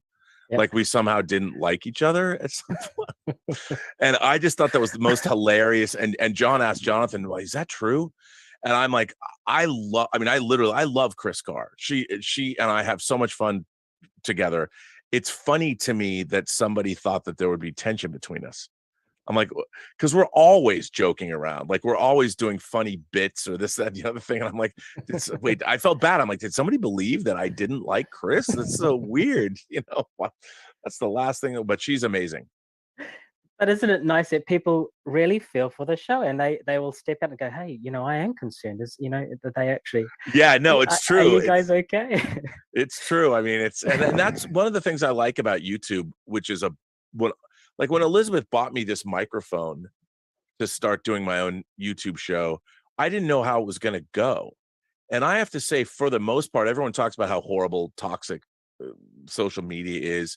Like doing these shows on YouTube has actually been, for the most part, and being on YouTube has been very enriching and gratifying. And for me, I mean, I've met lots of great people. I've interacted with a lot of great people, and I've had a lot of fun. More often than not, I've had a lot of fun, and I'm like, man, I think about what other people do for a living or whatever, and it could suck, but I'm going to work every day, and it is tiring. I mean, it's really difficult to be on all the time, and the law. I mean, I still drive, I don't know, 90 miles a day or something. It's better than 120 miles, but it's so much fun, and I'm so privileged that I was able to meet people like Chris, and also this community that we have right here now. It's been great. I've had so much fun, and meeting people like Chris has been terrific. Yeah. So I wanted to remind you too about checking out the Shatner episode of Murdoch Mysteries, and it's the one season, where he plays Mark Twain. That's right. Yes, it's season 9, episode 2. That's and it's crazy. Shatner is Mark Twain. Yeah, and I love the title as well. It's called Marked Twain. That's so funny. Yeah, I haven't. Where is it? Where can I find it? I guess I could just do a it's search. Canadian, isn't it? Yeah. So, I mean, I don't know if you guys can get Acorn streaming service, Acorn TV streaming service. I know Murdoch Mysteries is on that. Wow, I just did a Google search, and it's all there. There's even a trailer for Mark Twain. Yes. It's a terrific show. I really love it. Wait a minute. I think the entire episode's here. It is. Season 9. Well, you'll have to tell me what you think. I've got to watch this. It's really good. I'm looking at how much time I got left, 2 minutes or something. Wow, he's hilarious. He doesn't look anything like Mark Twain. No, not really. But apparently it was just someone just tweeted him and said, "Hey, when are you going to be on Murdoch Mysteries?" He goes, "Oh, I don't know." and then someone got in touch with him saying the main actor who plays Murdoch. He goes, "Oh, hey guys, we've got to get onto this if he's interested. Come on, let's approach him." And he really enjoyed his time on the set. Wow, now I've got it. I'm gonna watch that after this call's done. That's fantastic. Forget about everyone else waiting to talk to you. Yeah, I should do it right now. Anyway, I thought I might end up might give you just an example of some of the things I learned with one of the. She got me to I had to create a voice for an Ice King, and so I had to come up with it. I am the Winter King. Let's play a game. Let's break the ice. That's pretty good. Now, and you had to come up. You have to write that on the fly. You have to come up with the. There were some things we did have to work up on the fly. That was actually given to us. Those were the lines we were given, but what we had to come up with was the way we were going to present how to do it. Oh, nice. And make it different. So it was a lot of fun. We also had a lot of fun where we had to write adverts for things as well. So I had a great ball because I love puns very much, and just as well, Chris loves puns as well because she delighted in them. So yeah, it was a lot of fun, and I was able to breathe creatively as well. Sometimes I don't like living in New Zealand because I just don't get any. There's just no opportunity for guys like me, and voice acting, and it's so small. But I love it. I do love New Zealand. I'd love to get back there. I haven't been back there since 2004. God, wow, it's been 18 years since I was in New Zealand. Oh, and lastly, Monteith Bear, you'll have to flick me an address and see if we can maybe send something to you. Yeah, Monteith's Black. I love it. Yeah, you can't get it in this country. I've looked. That's all I drank when I was there. It was great. And just to Roberto, I have listened to the first James Bond radio drama. Yeah, I did. Audio drama is such, and I want to talk to. I will come maybe sometime. I'll have a deeper conversation with Rob about the difference between the mediums of audio drama and film because it's fascinating. Mm-hmm.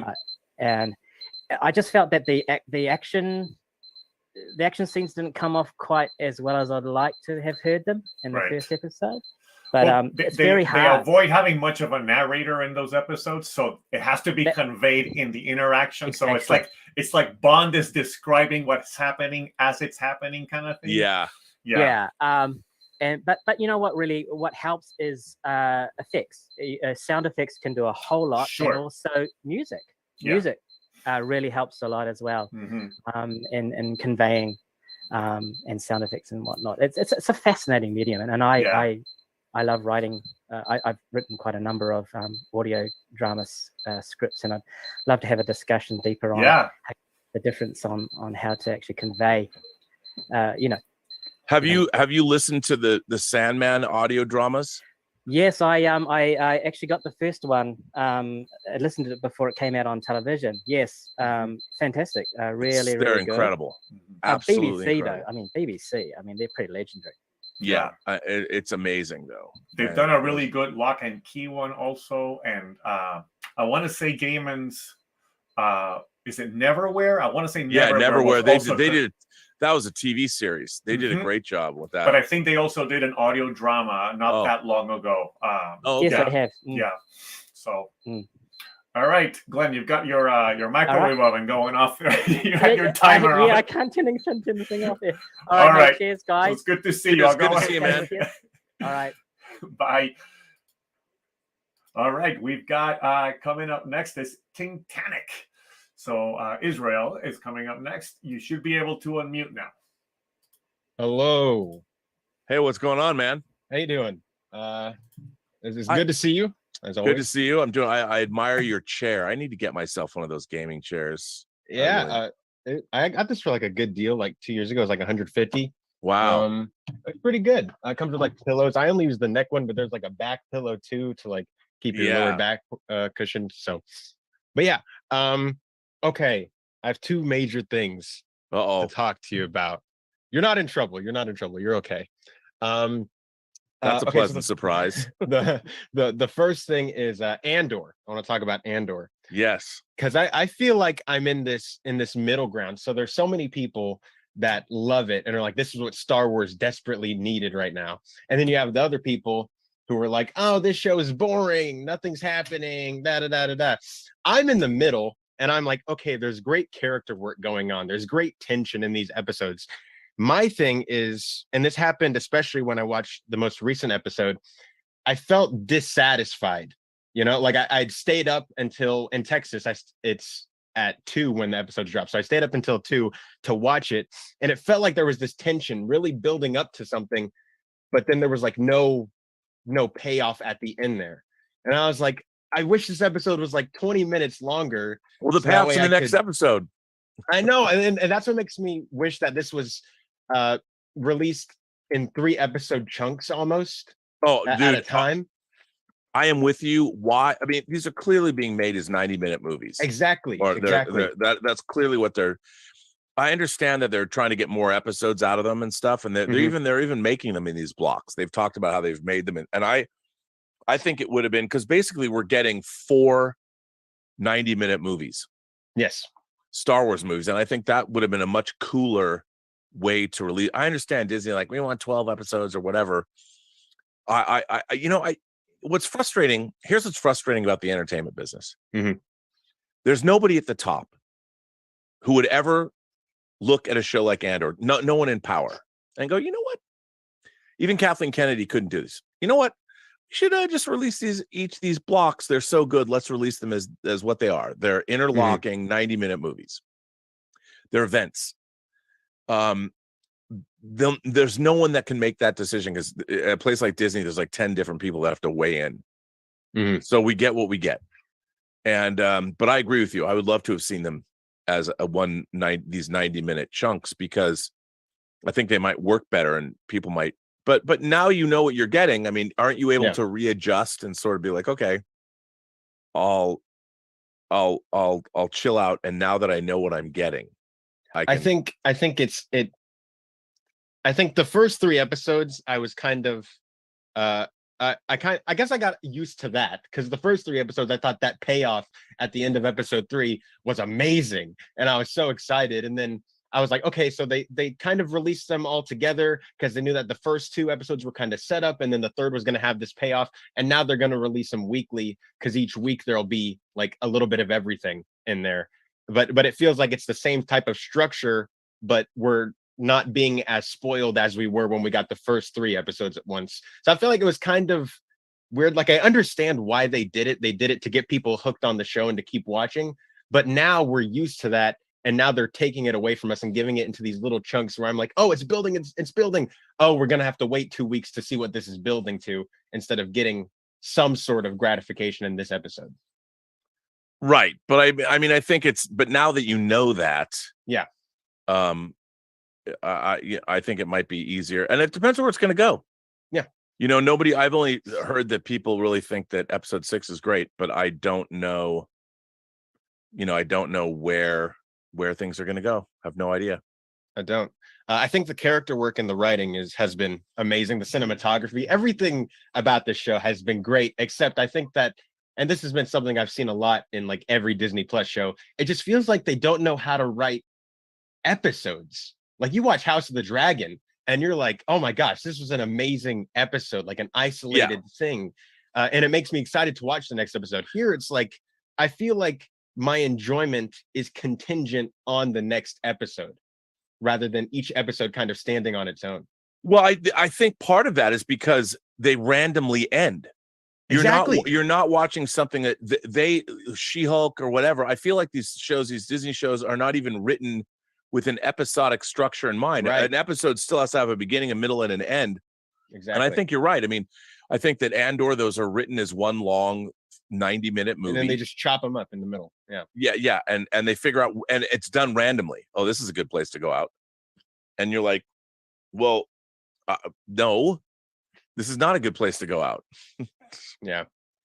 I don't know. Okay, well, that's my Andor thoughts out of the way. Okay, it's time to ruin everyone's day by talking about everybody's least favorite franchise, but my favorite franchise, Transformers. All right. So I've been on my Transformers marathon recently because I love the Michael Bay films. I know, call me what you will.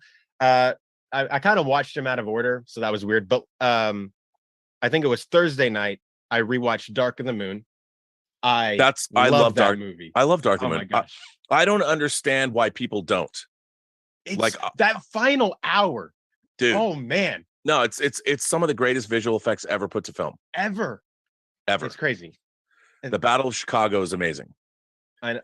It just blew me away. The thing that I kind of wanted to talk about it is they're going into they're kind of framing the Transformers franchise now based on the MCU in the future, which is what a lot of franchises are doing because the MCU has seen so much success. And I understand it from a business model. But to me, Transformers has never lent itself to that.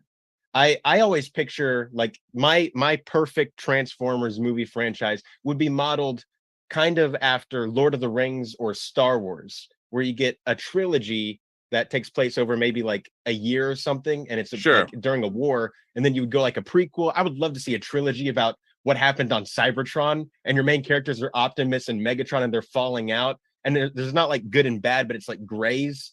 Oh, I think the inherent problem to the Transformers as a movie franchise is you have to figure out a way to work in human characters into the Transformers, and it was a problem with the animated series. When it was first started out, you had to work in. Nobody cares. They just want to watch. If you could make a movie that was just about Transformers, now you can do it on a show, on an animated series, but you can't do that on you can't do that with a movie because it's too expensive. It's too expensive, and no one's going to ever allow you to do that. They're like, well, where are the human characters? And that's you see that kind of thing happening, and whether it works or not, people are like, well, you have to have human characters and how they interact with the Transformers. And I think, look, the fact that like I liked Transformers 1. When I first saw Transformers 1, the effects are incredible. The only problem I had with it, I mean, it's a little crass, but I thought the battle at the end was almost incoherent. You didn't know where things were and the geography of the battle. I mean, it was Bayhem, and that was cool, but and I really I thought the design of the Transformers was a little bit overly complex. But if you had simplified them the way they are, if Optimus transformed like he did in the original Gen 1, it would have been goofy as fuck. You couldn't have gotten away with it. Where the truck just stands up and the arms come out. Yeah, it wouldn't have. It just wouldn't have worked. Yeah. So, I mean, I understand. The Hasbro Investor Day just happened last week.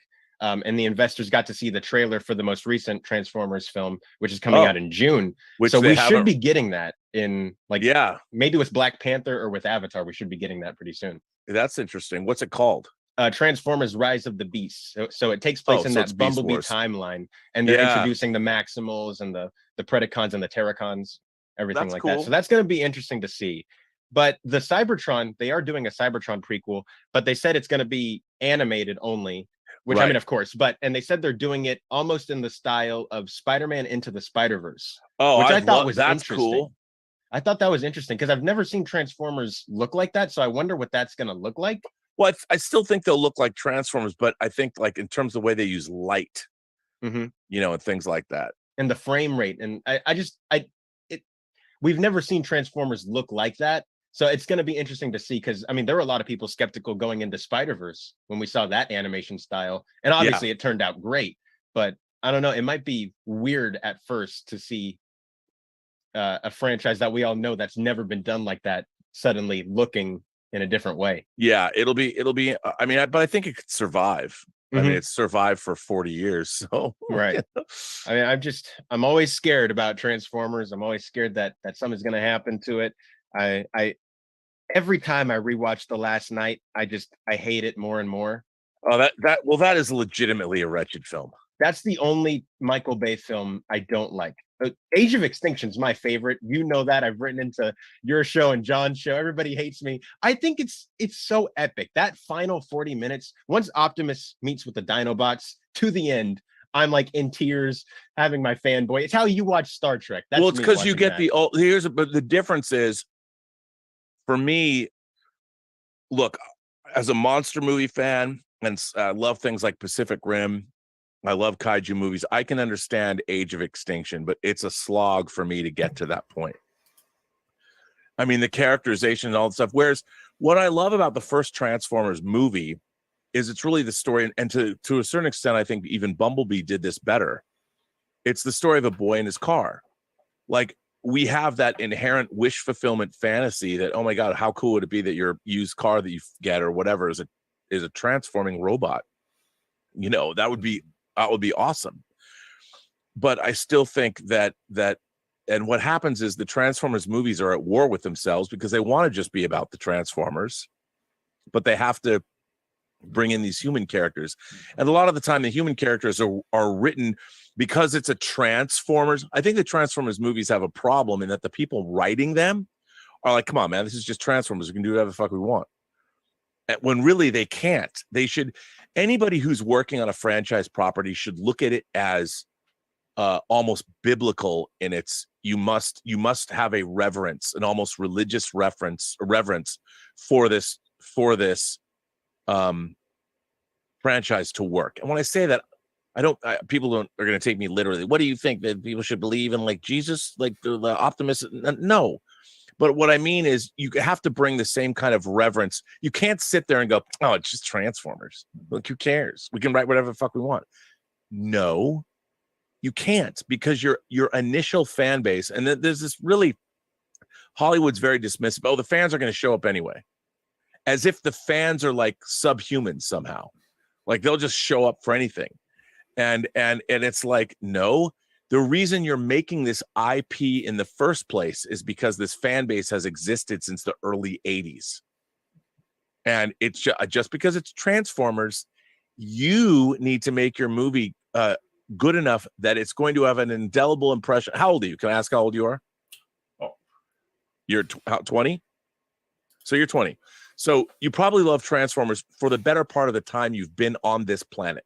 I think the first movie I ever saw in theaters was that first Michael Bay. I don't remember it, but that's what my parents tell me. Okay, so that's the first movie. So here's the thing. You now have carried it up to this point in your life. You're a huge Transformers fan. You've been a Transformers fan for most of your life. You're not going to one day decide, I'm not a Transformers fan when I'm 30 or when I'm 40. You're still going to be a Transformers fan. If they make Transformers movies, you're going to go out and see them. I will. And I think that's why, and so I will do that. People are like, hey, Rob, if you don't like Star Trek, why do you watch it? Because I'm a Star Trek fan. Mm-hmm. There's no one's going to make something in Star Trek that although they can. I mean, Prodigy and Lower Decks, I'll catch up with them. They're not for me appointment television. because they're different than what I would want. But I'll catch up with them later. It's fine. I don't think of them as real, if that makes any sense. But for anything Star Trek, a series, people, why don't you not watch Discovery? I can't not watch Discovery because I also find it interesting about why I don't like it. It helps me define, like, it makes me think about, like, you should never stop thinking about what you love. Exactly. And I find to me, Discovery, my hatred of Discovery and Picard seasons 1 and 2 and J.J. Abrams' 3 Star Trek movies that he produced and directed, my hatred of those things is also, to me, in my mind, a reflection of the culture in which we live in. You know, we have a culture that education itself has been turned into a commodity, as opposed to something that we should pay for as a society for its own benefits later down the road. Yeah. A highly educated population is inherently strengthening to a nation. It should be couched as a national security effort. The dumbed down nature of our public education in this country has been detrimental across the board. It's wrecked everything about America. And it's not, I'm not dreaming.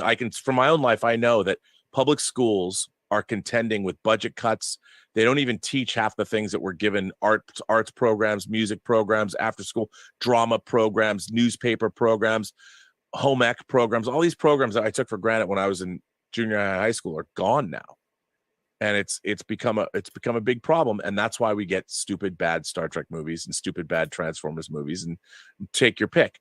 Our franchises are a reflection of where we're at as a culture and a society, and it ain't good. So the thing is, what I'm trying to say to you is that if there's great Transformers movies, there's hope for America. There's hope for the rest of the world. And I don't mean that totally. I only kind of mean that as a joking thing. But you know what I mean? If you can write a great Transformers movie, that means you're thinking. You understand how to take a creative endeavor and an interesting creative problem, and how do you make a Transformers movie relevant and important and have something to say. I think Bumblebee did. Yeah, I like Bumblebee a lot. I think it's a legit film, a legit science fiction movie. Well, thanks to King Tannic. Rob, just wanted to point out, we haven't gotten a lot of super chats today, but the one that we got was for $50. So Ron C has dropped a $50 super chat. Just wanted to say hello, Rob. I'm joyful that members-only chat is on Sundays. I've updated my system and reset everything to default. No camera setup. Maybe next week or next time for a question about the silver screen versus streaming at home. Be safe and keep up the hard work. Well, Ron C., I am touched and moved. Thank you for generously supporting the channel in that way. Boy, do I have a lot to say about that. Please come back, and we'll in 2 weeks. Next week, one of my favorite YouTubers, Justin Kane, who does Justin's Collection. He collects hot toys. I'm going to Las Vegas with him. Nice. He's coming to the U.S. from Australia, and we're going to Vegas, baby. We're going to a Queen Studios event. I'm very excited. All right. Well, we've got Kevin Welburn coming up, so you should be able to unmute now, Kelvin. Yeah, and we have to. This will be our last 3 because I got to jump off. Right. Yeah, just gonna say we have 2 more callers after Kelvin. Yeah. Oh, right. Well, thank you, Roberto. Hello, Rob. How are you going? How are you? What's going on, Kevin? Good. Not too bad, actually. The sun is shining this morning, so nice. Excellent. It's supposed to be quite warm. It's funny. Someone earlier mentioned Tank, and I went, "Oh, I've got this $2 DVD that's wow. I can throw that one away because I didn't realise there was a pin over all the Blu-ray." There you go. I was watching some interesting movies on the weekend because it's now Monday morning. Actually, just been working. But actually, I finally got around to watching The Devil after all those years of owning it. Oh, wow. And now you've owned it. Is that uncut? Well, supposedly, yes. The original UK X certificate version. Oh, there you go. What I'd like to get I'd love to. What? And you'd never seen it before? Oh, how does you have a collection and you're just going. Yeah. You buy it. What did you think? I thought it was really good. I don't quite understand what the controversy in a way really was with it, because it just seems like hyper over the top in a way, because everything is stylized, like, you know, the production designs and everything. It's just,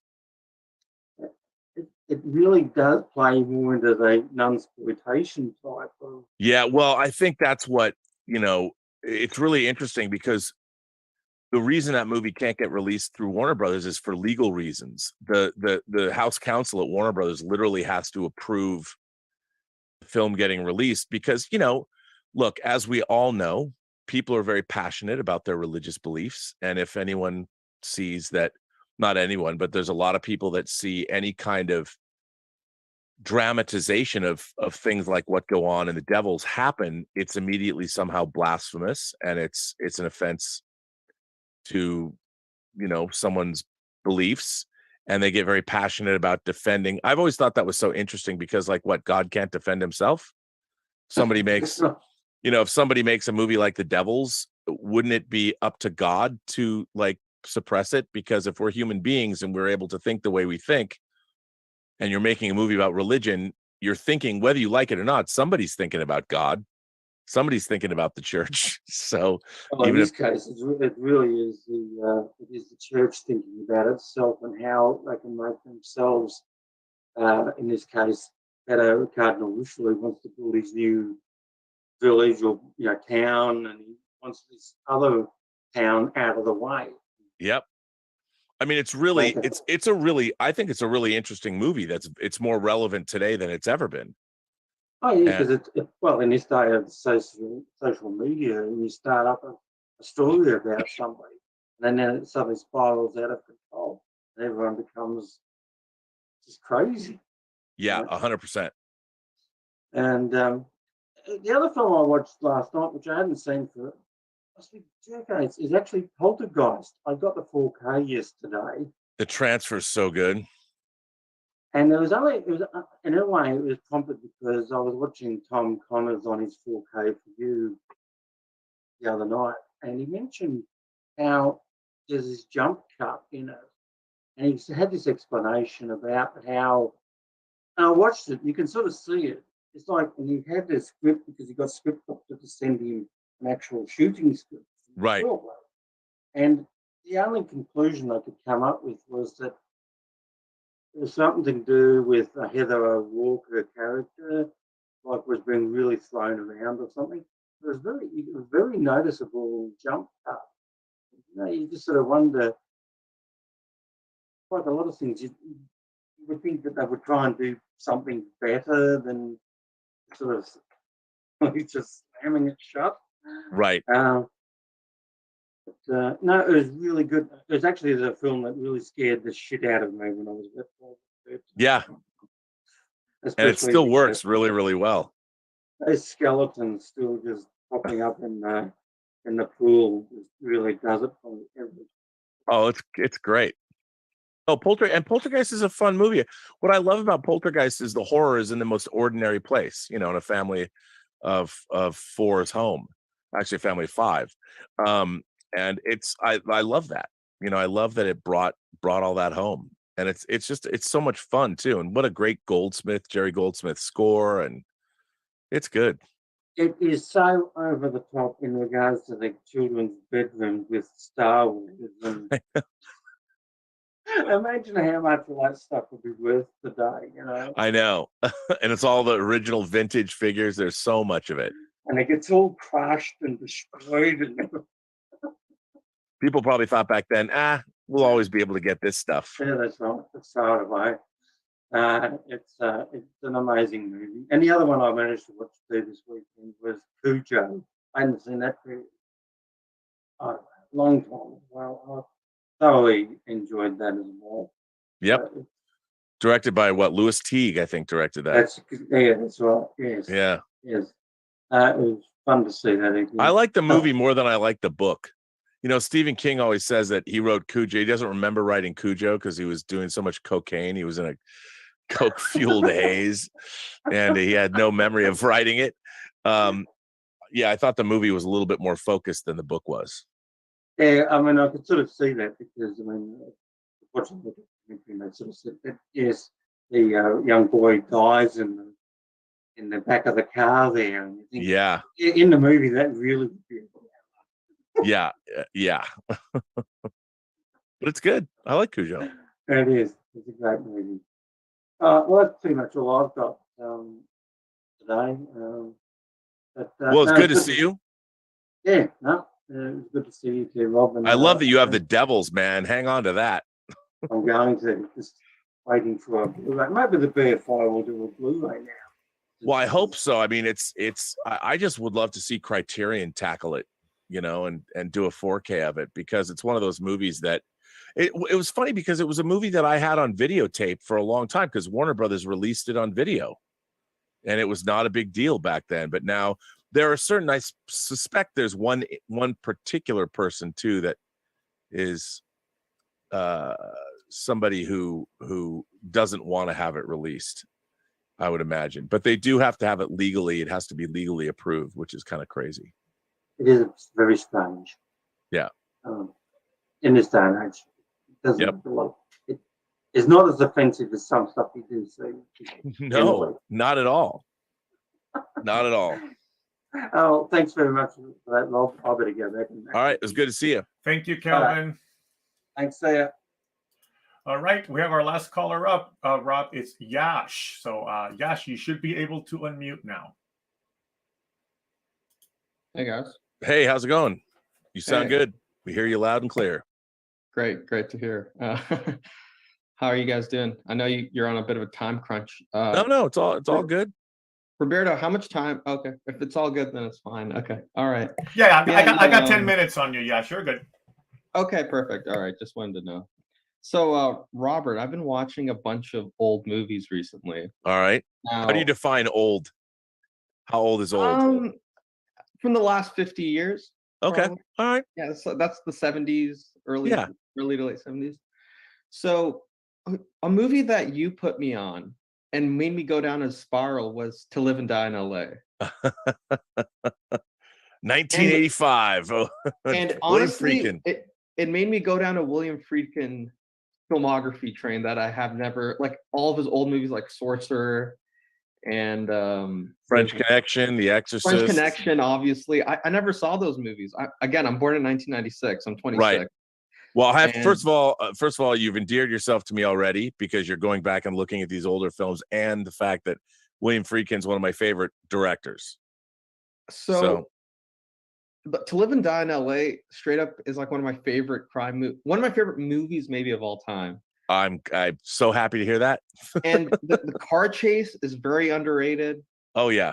Willem Dafoe's performance, awesome. Like it's just there's William Peterson. You know what? You kind of look like William Peterson if you. I'll take it. Back in the 80s, like I've seen some old pictures of you. If you had a beard, you were a pretty good 1-for-1. I'm a huge William Peterson fan because of To Live and Die in LA and Manhunter. Because when I haven't seen Michael Mann's Manhunter yet, but go on. Oh, you got what's really interesting is Manhunter came out after To Live and Die in LA, and William Peterson has a really brief role in Thief, Michael Mann's movie Thief, because he was all part of there was a theater troupe in Chicago that was really big that all these people were part of, and Michael Mann cast a lot out of that. And James Caan was in Thief, right? Back in the day? Yeah, Again, that's another movie from Michael Mann I gotta watch too. Okay, Thief and To Live and Die in LA are the best double bill in the world. Ooh, okay. I might just watch Thief tonight. Thief is so good, and it was Michael Mann's first feature. I saw it. It came out in 1981. I took my grandfather. I made my grandfather take me, and there's a line of profanity in a mob boss is describing something, and he says a bunch of things he's going to do, and I'm sitting next to my very conservative grandfather, and I thought I was going to hell because I had taken my grandfather to see somebody actually utter these words aloud. It's pretty bad. That's odd. Like, I mean, one of my grandfathers is alive, but the one that I really related to, he was like he's he's from India, but then he moved to like the Middle East. He has 4 daughters, and a shared experience that kind of was generational between my mother and my grandfather and us is James Bond movies. Like he used to live in Kuwait, so this is like the Middle East. Like, Yeah. So back in those days, anyway, so he used to take my mom and her sisters and his wife, my grandma. They used to watch all the old Bond movies, and that kind of tradition passed over. I love hearing stuff like that because, you know, we're kind of a reflection of our parents, and sometimes we kind of give them things to watch too, right? It's kind of and like also, you know, symbiosis. there's been 60 years of James Bond films, 25 Bond films in 60 years. So every generation now has their coming to Bond story. You know, the first movie I ever watched, and this is the only reason I'm going to defend it. The earliest memory I have, I mean, I remember Fellowship with the Ring a little bit in 2001, but the one I fully remember was Die Another Day. Hey, look, and I love that movie for that reason. Well, I mean, I think the first half of Die Another Day is pretty good. Like, I love the opening Korea, you know, when Bond gets captured, and then the sword fight that he has with Gustav Graves in the sword. And there's great. The only thing with Die Another Day is it gets goofy at the end, and the whole body switching thing, and their face. I think people were kind of, it's kind of held up in terms of its ideas a little bit, because the idea of being an Asian person, but then having to be white to fit into, to assimilate to society, that's a very deep and profound. And that is something that was completely lost on people when the movie came out. Yeah, everyone was just like, oh, why are they getting a white guy to replace? I'm like, no, there's a reason for that. Because think about the British aristocracy, right? Like they're so very stringent. Even the way that Meghan Markle gets treated, right? You have to be white in a certain way, and like, you know, it's very interesting especially as a minority. I noticed that, but maybe a white person might not see that. You know that. Well, I think at the time people weren't they saw it as just an element that was unbelievable in the movie. I mean, fake surgery now too. Like things that I know we can do with their faces. Like people change and they look different, and they like the Kardashians, I guess, kind of are the face of that. But for men, even, right? Like men can turn into women now. You wouldn't know the difference. Yeah, I mean, it's really, that's a really interesting point. I think though that still doesn't overcome the shortcomings of the plot and like the disappearing Aston Martin, you know, and I kind of liked it. Yeah, but you saw it when you were young, and that's the thing about Bond. Like, there's a lot of, you can't tell me that Moonraker is not an awesome James Bond movie. I love Moonraker when you watch Austin Powers was my Moonraker before I saw Moonraker. Yeah, well, So, I mean, like, I have totally the whole Blu-ray collection, every Bond movie. Like I have every single. I have the 25th anniversary collector's edition. It's great to watch the old ones. Like Goldfinger is one of my favorite movies of all time too. Oh, Goldfinger's incredible, and it holds up. It holds up from 1964. It's really, really good. Yeah, 1964. It's really good. Goldfinger is really, really good, and it's really interesting to me because, you know, the James Bond franchise, people's favorite James Bonds are usually the Bond they first saw, you know, when they were kids. And when I was a kid, there had only been 3 Bonds. Actually, when I was born, there had only been 1 Bond. But then when I started watching Bonds, there was 3. And I like all of James Bond movies, but I like the fact when I was a kid, I knew that Roger Moore's James Bond movies were different than Sean Connery's James Bond movies, and I liked that.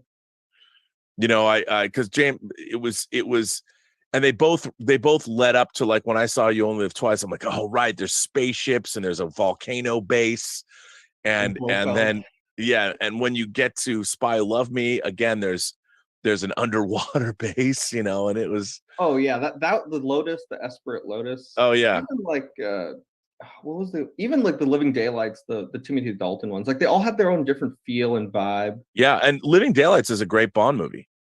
I love Living Daylights. I think it's really, really good. Back to my just initial thing, because we kind of went off track. Just old. No, sorry. No. Just to get out. William Friedkin's awesome, but another person whose work I started watching a little bit, little gaps I've missed, was Stanley Kubrick. Well, he's my favorite director. And this is a controversial opinion. I love The Shining. I love 2001: A Space Odyssey. But I think his most interesting and complete and beautiful, like top to bottom, most beautiful film is Barry Lyndon. You'll get no argument from me. I love Barry Lyndon. Barry Lyndon. I have a big projector in my basement, so I got a big screen, and then I'm watching it in 4K. I think not 4K. I think it's not out in 4K yet. It's not in 4K. I think it was only in 1080. But still, I'm watching some of this. There's a scene in that movie when he meets that French the French air, like that socialite scene. And Yeah. they're sitting at that table, and the only lighting you're getting is from the candles. Yeah, and that was what was really interesting about when he shot that movie. John Alcott shot that movie, and he actually went to NASA and got lenses that were used on satellites to take pictures of distant things because they needed lenses that could shoot in candlelight. And then he built a camera around those lenses. So I read how hard it was to film that. Like, it was very difficult, but you feel the beauty of that scene. Like, it's just so regal, and everything, every frame in that movie, the storyline. I'm not sure if we've had movies before Barry Lyndon, but the whole Scarface arc that sometimes we go through, right? Where you start somewhere and then you end off like you're trying to just increase your standing in society, only for it to plummet all the way down the drain because of your own faults as a human being. Oh, like yeah. Wolf of Wall Street, Wolf of Wall Street's based off of real life, but Goodfellas, right? That's also a true story again. But it's so reflective of the human nature. And I thought it was his most complete, mature film just because of the journey it takes you on. Right? It's an amazing movie. I love that movie. It's funny because people don't, I think Kubrick, fans of Kubrick love it, but it's one of my favorite movies of all time. I think it's arguably like Top Gun Maverick. It's a different movie. But what's amazing is those long pull-out zooms where he'll start on a human being's face, a person's face, and then he pulls out and you realize, oh, he's duplicating a painting. Yeah, like one of those giant, and as the zoom is pulling out, it's different paintings almost, there's that scene where I think, what's the actor's name? Ryan O'Neal. Where Ryan O'Neal's just sitting down and he just looks defeated. And it's just like this blue wall, like the blue background and the paintings, and if you just took the still, you could make one of the most beautiful paintings in the world. Based on I think it's on the Criterion disc. There's a really interesting documentary, a piece about paintings and Barry Lyndon and which paintings he was referencing, and it's really interesting. I think it's on the disc. I mean, French art and architecture is so beautiful and by itself, right? And he was trying to make that Napoleon movie for a long time that we're going to get with Ridley Scott. Retroactively, but you're a liar, a deserter. I fucking love that movie. And the humor is very you have to, it's biting, but if you catch it, then it's and then it ends with the greatest, all the people here that we've quarreled with, they're all equal now. I just a couple of those movies just really stuck with me. Like, obviously, watching those old ones, watching Jaws in IMAX, I mean, there's so many things that you watch and it's so hard to find movies like that anymore. That's what really annoys me. Oh yeah. Actually, the epilogue says it was in the reign of George III that the aforesaid personages lived and quarreled. Good or bad, handsome or ugly, rich or poor, they are all equal now. That's how the movie ends. You're like, oh man. So good. Yash, thank you so much for taking us down that Kubrick journey. That was a great way to end. No kidding. Yeah, Rob, so that's it. We're done with our chat. Well, I want to thank everybody for supporting the channel, being members, and I love doing these member-only chats. I'm going to start doing more member-only videos. I'm going to start releasing. People have asked me to do like Rob's picks, so I'm going to start doing 8 to 10 minute videos of like my favorite. If you're the favorite TOS episodes you should watch to give yourself a primer, or here's a favorite science fiction novel you should watch, and I'm going to make them exclusive to members for the first 2 days, so you'll get to see them first. But I'm gonna do more of that. But I love doing these chats, and I want to thank you, Roberto, for making them possible and hanging out for 4 hours and doing them. Happy to do it. So thanks to everyone, and this has been great, and we'll see you hopefully in 2 weeks. Sounds good. And all right, when are you going to Vegas again, Rob? Next weekend. So I probably won't. There won't be a next. There's not going to be a Let's Get Physical Media next week. Okay. But I will be streaming with Justin, which I think is going to be cool. That'll be fun. I can't wait. All right. Well, safe travels to you, and we'll catch you on Campia a couple of times this week. And everybody else, thank you so much for joining us today. Yeah, I'm not on Campia tomorrow morning, but I will be on in the afternoon. All right. Bye. I'll see you guys later.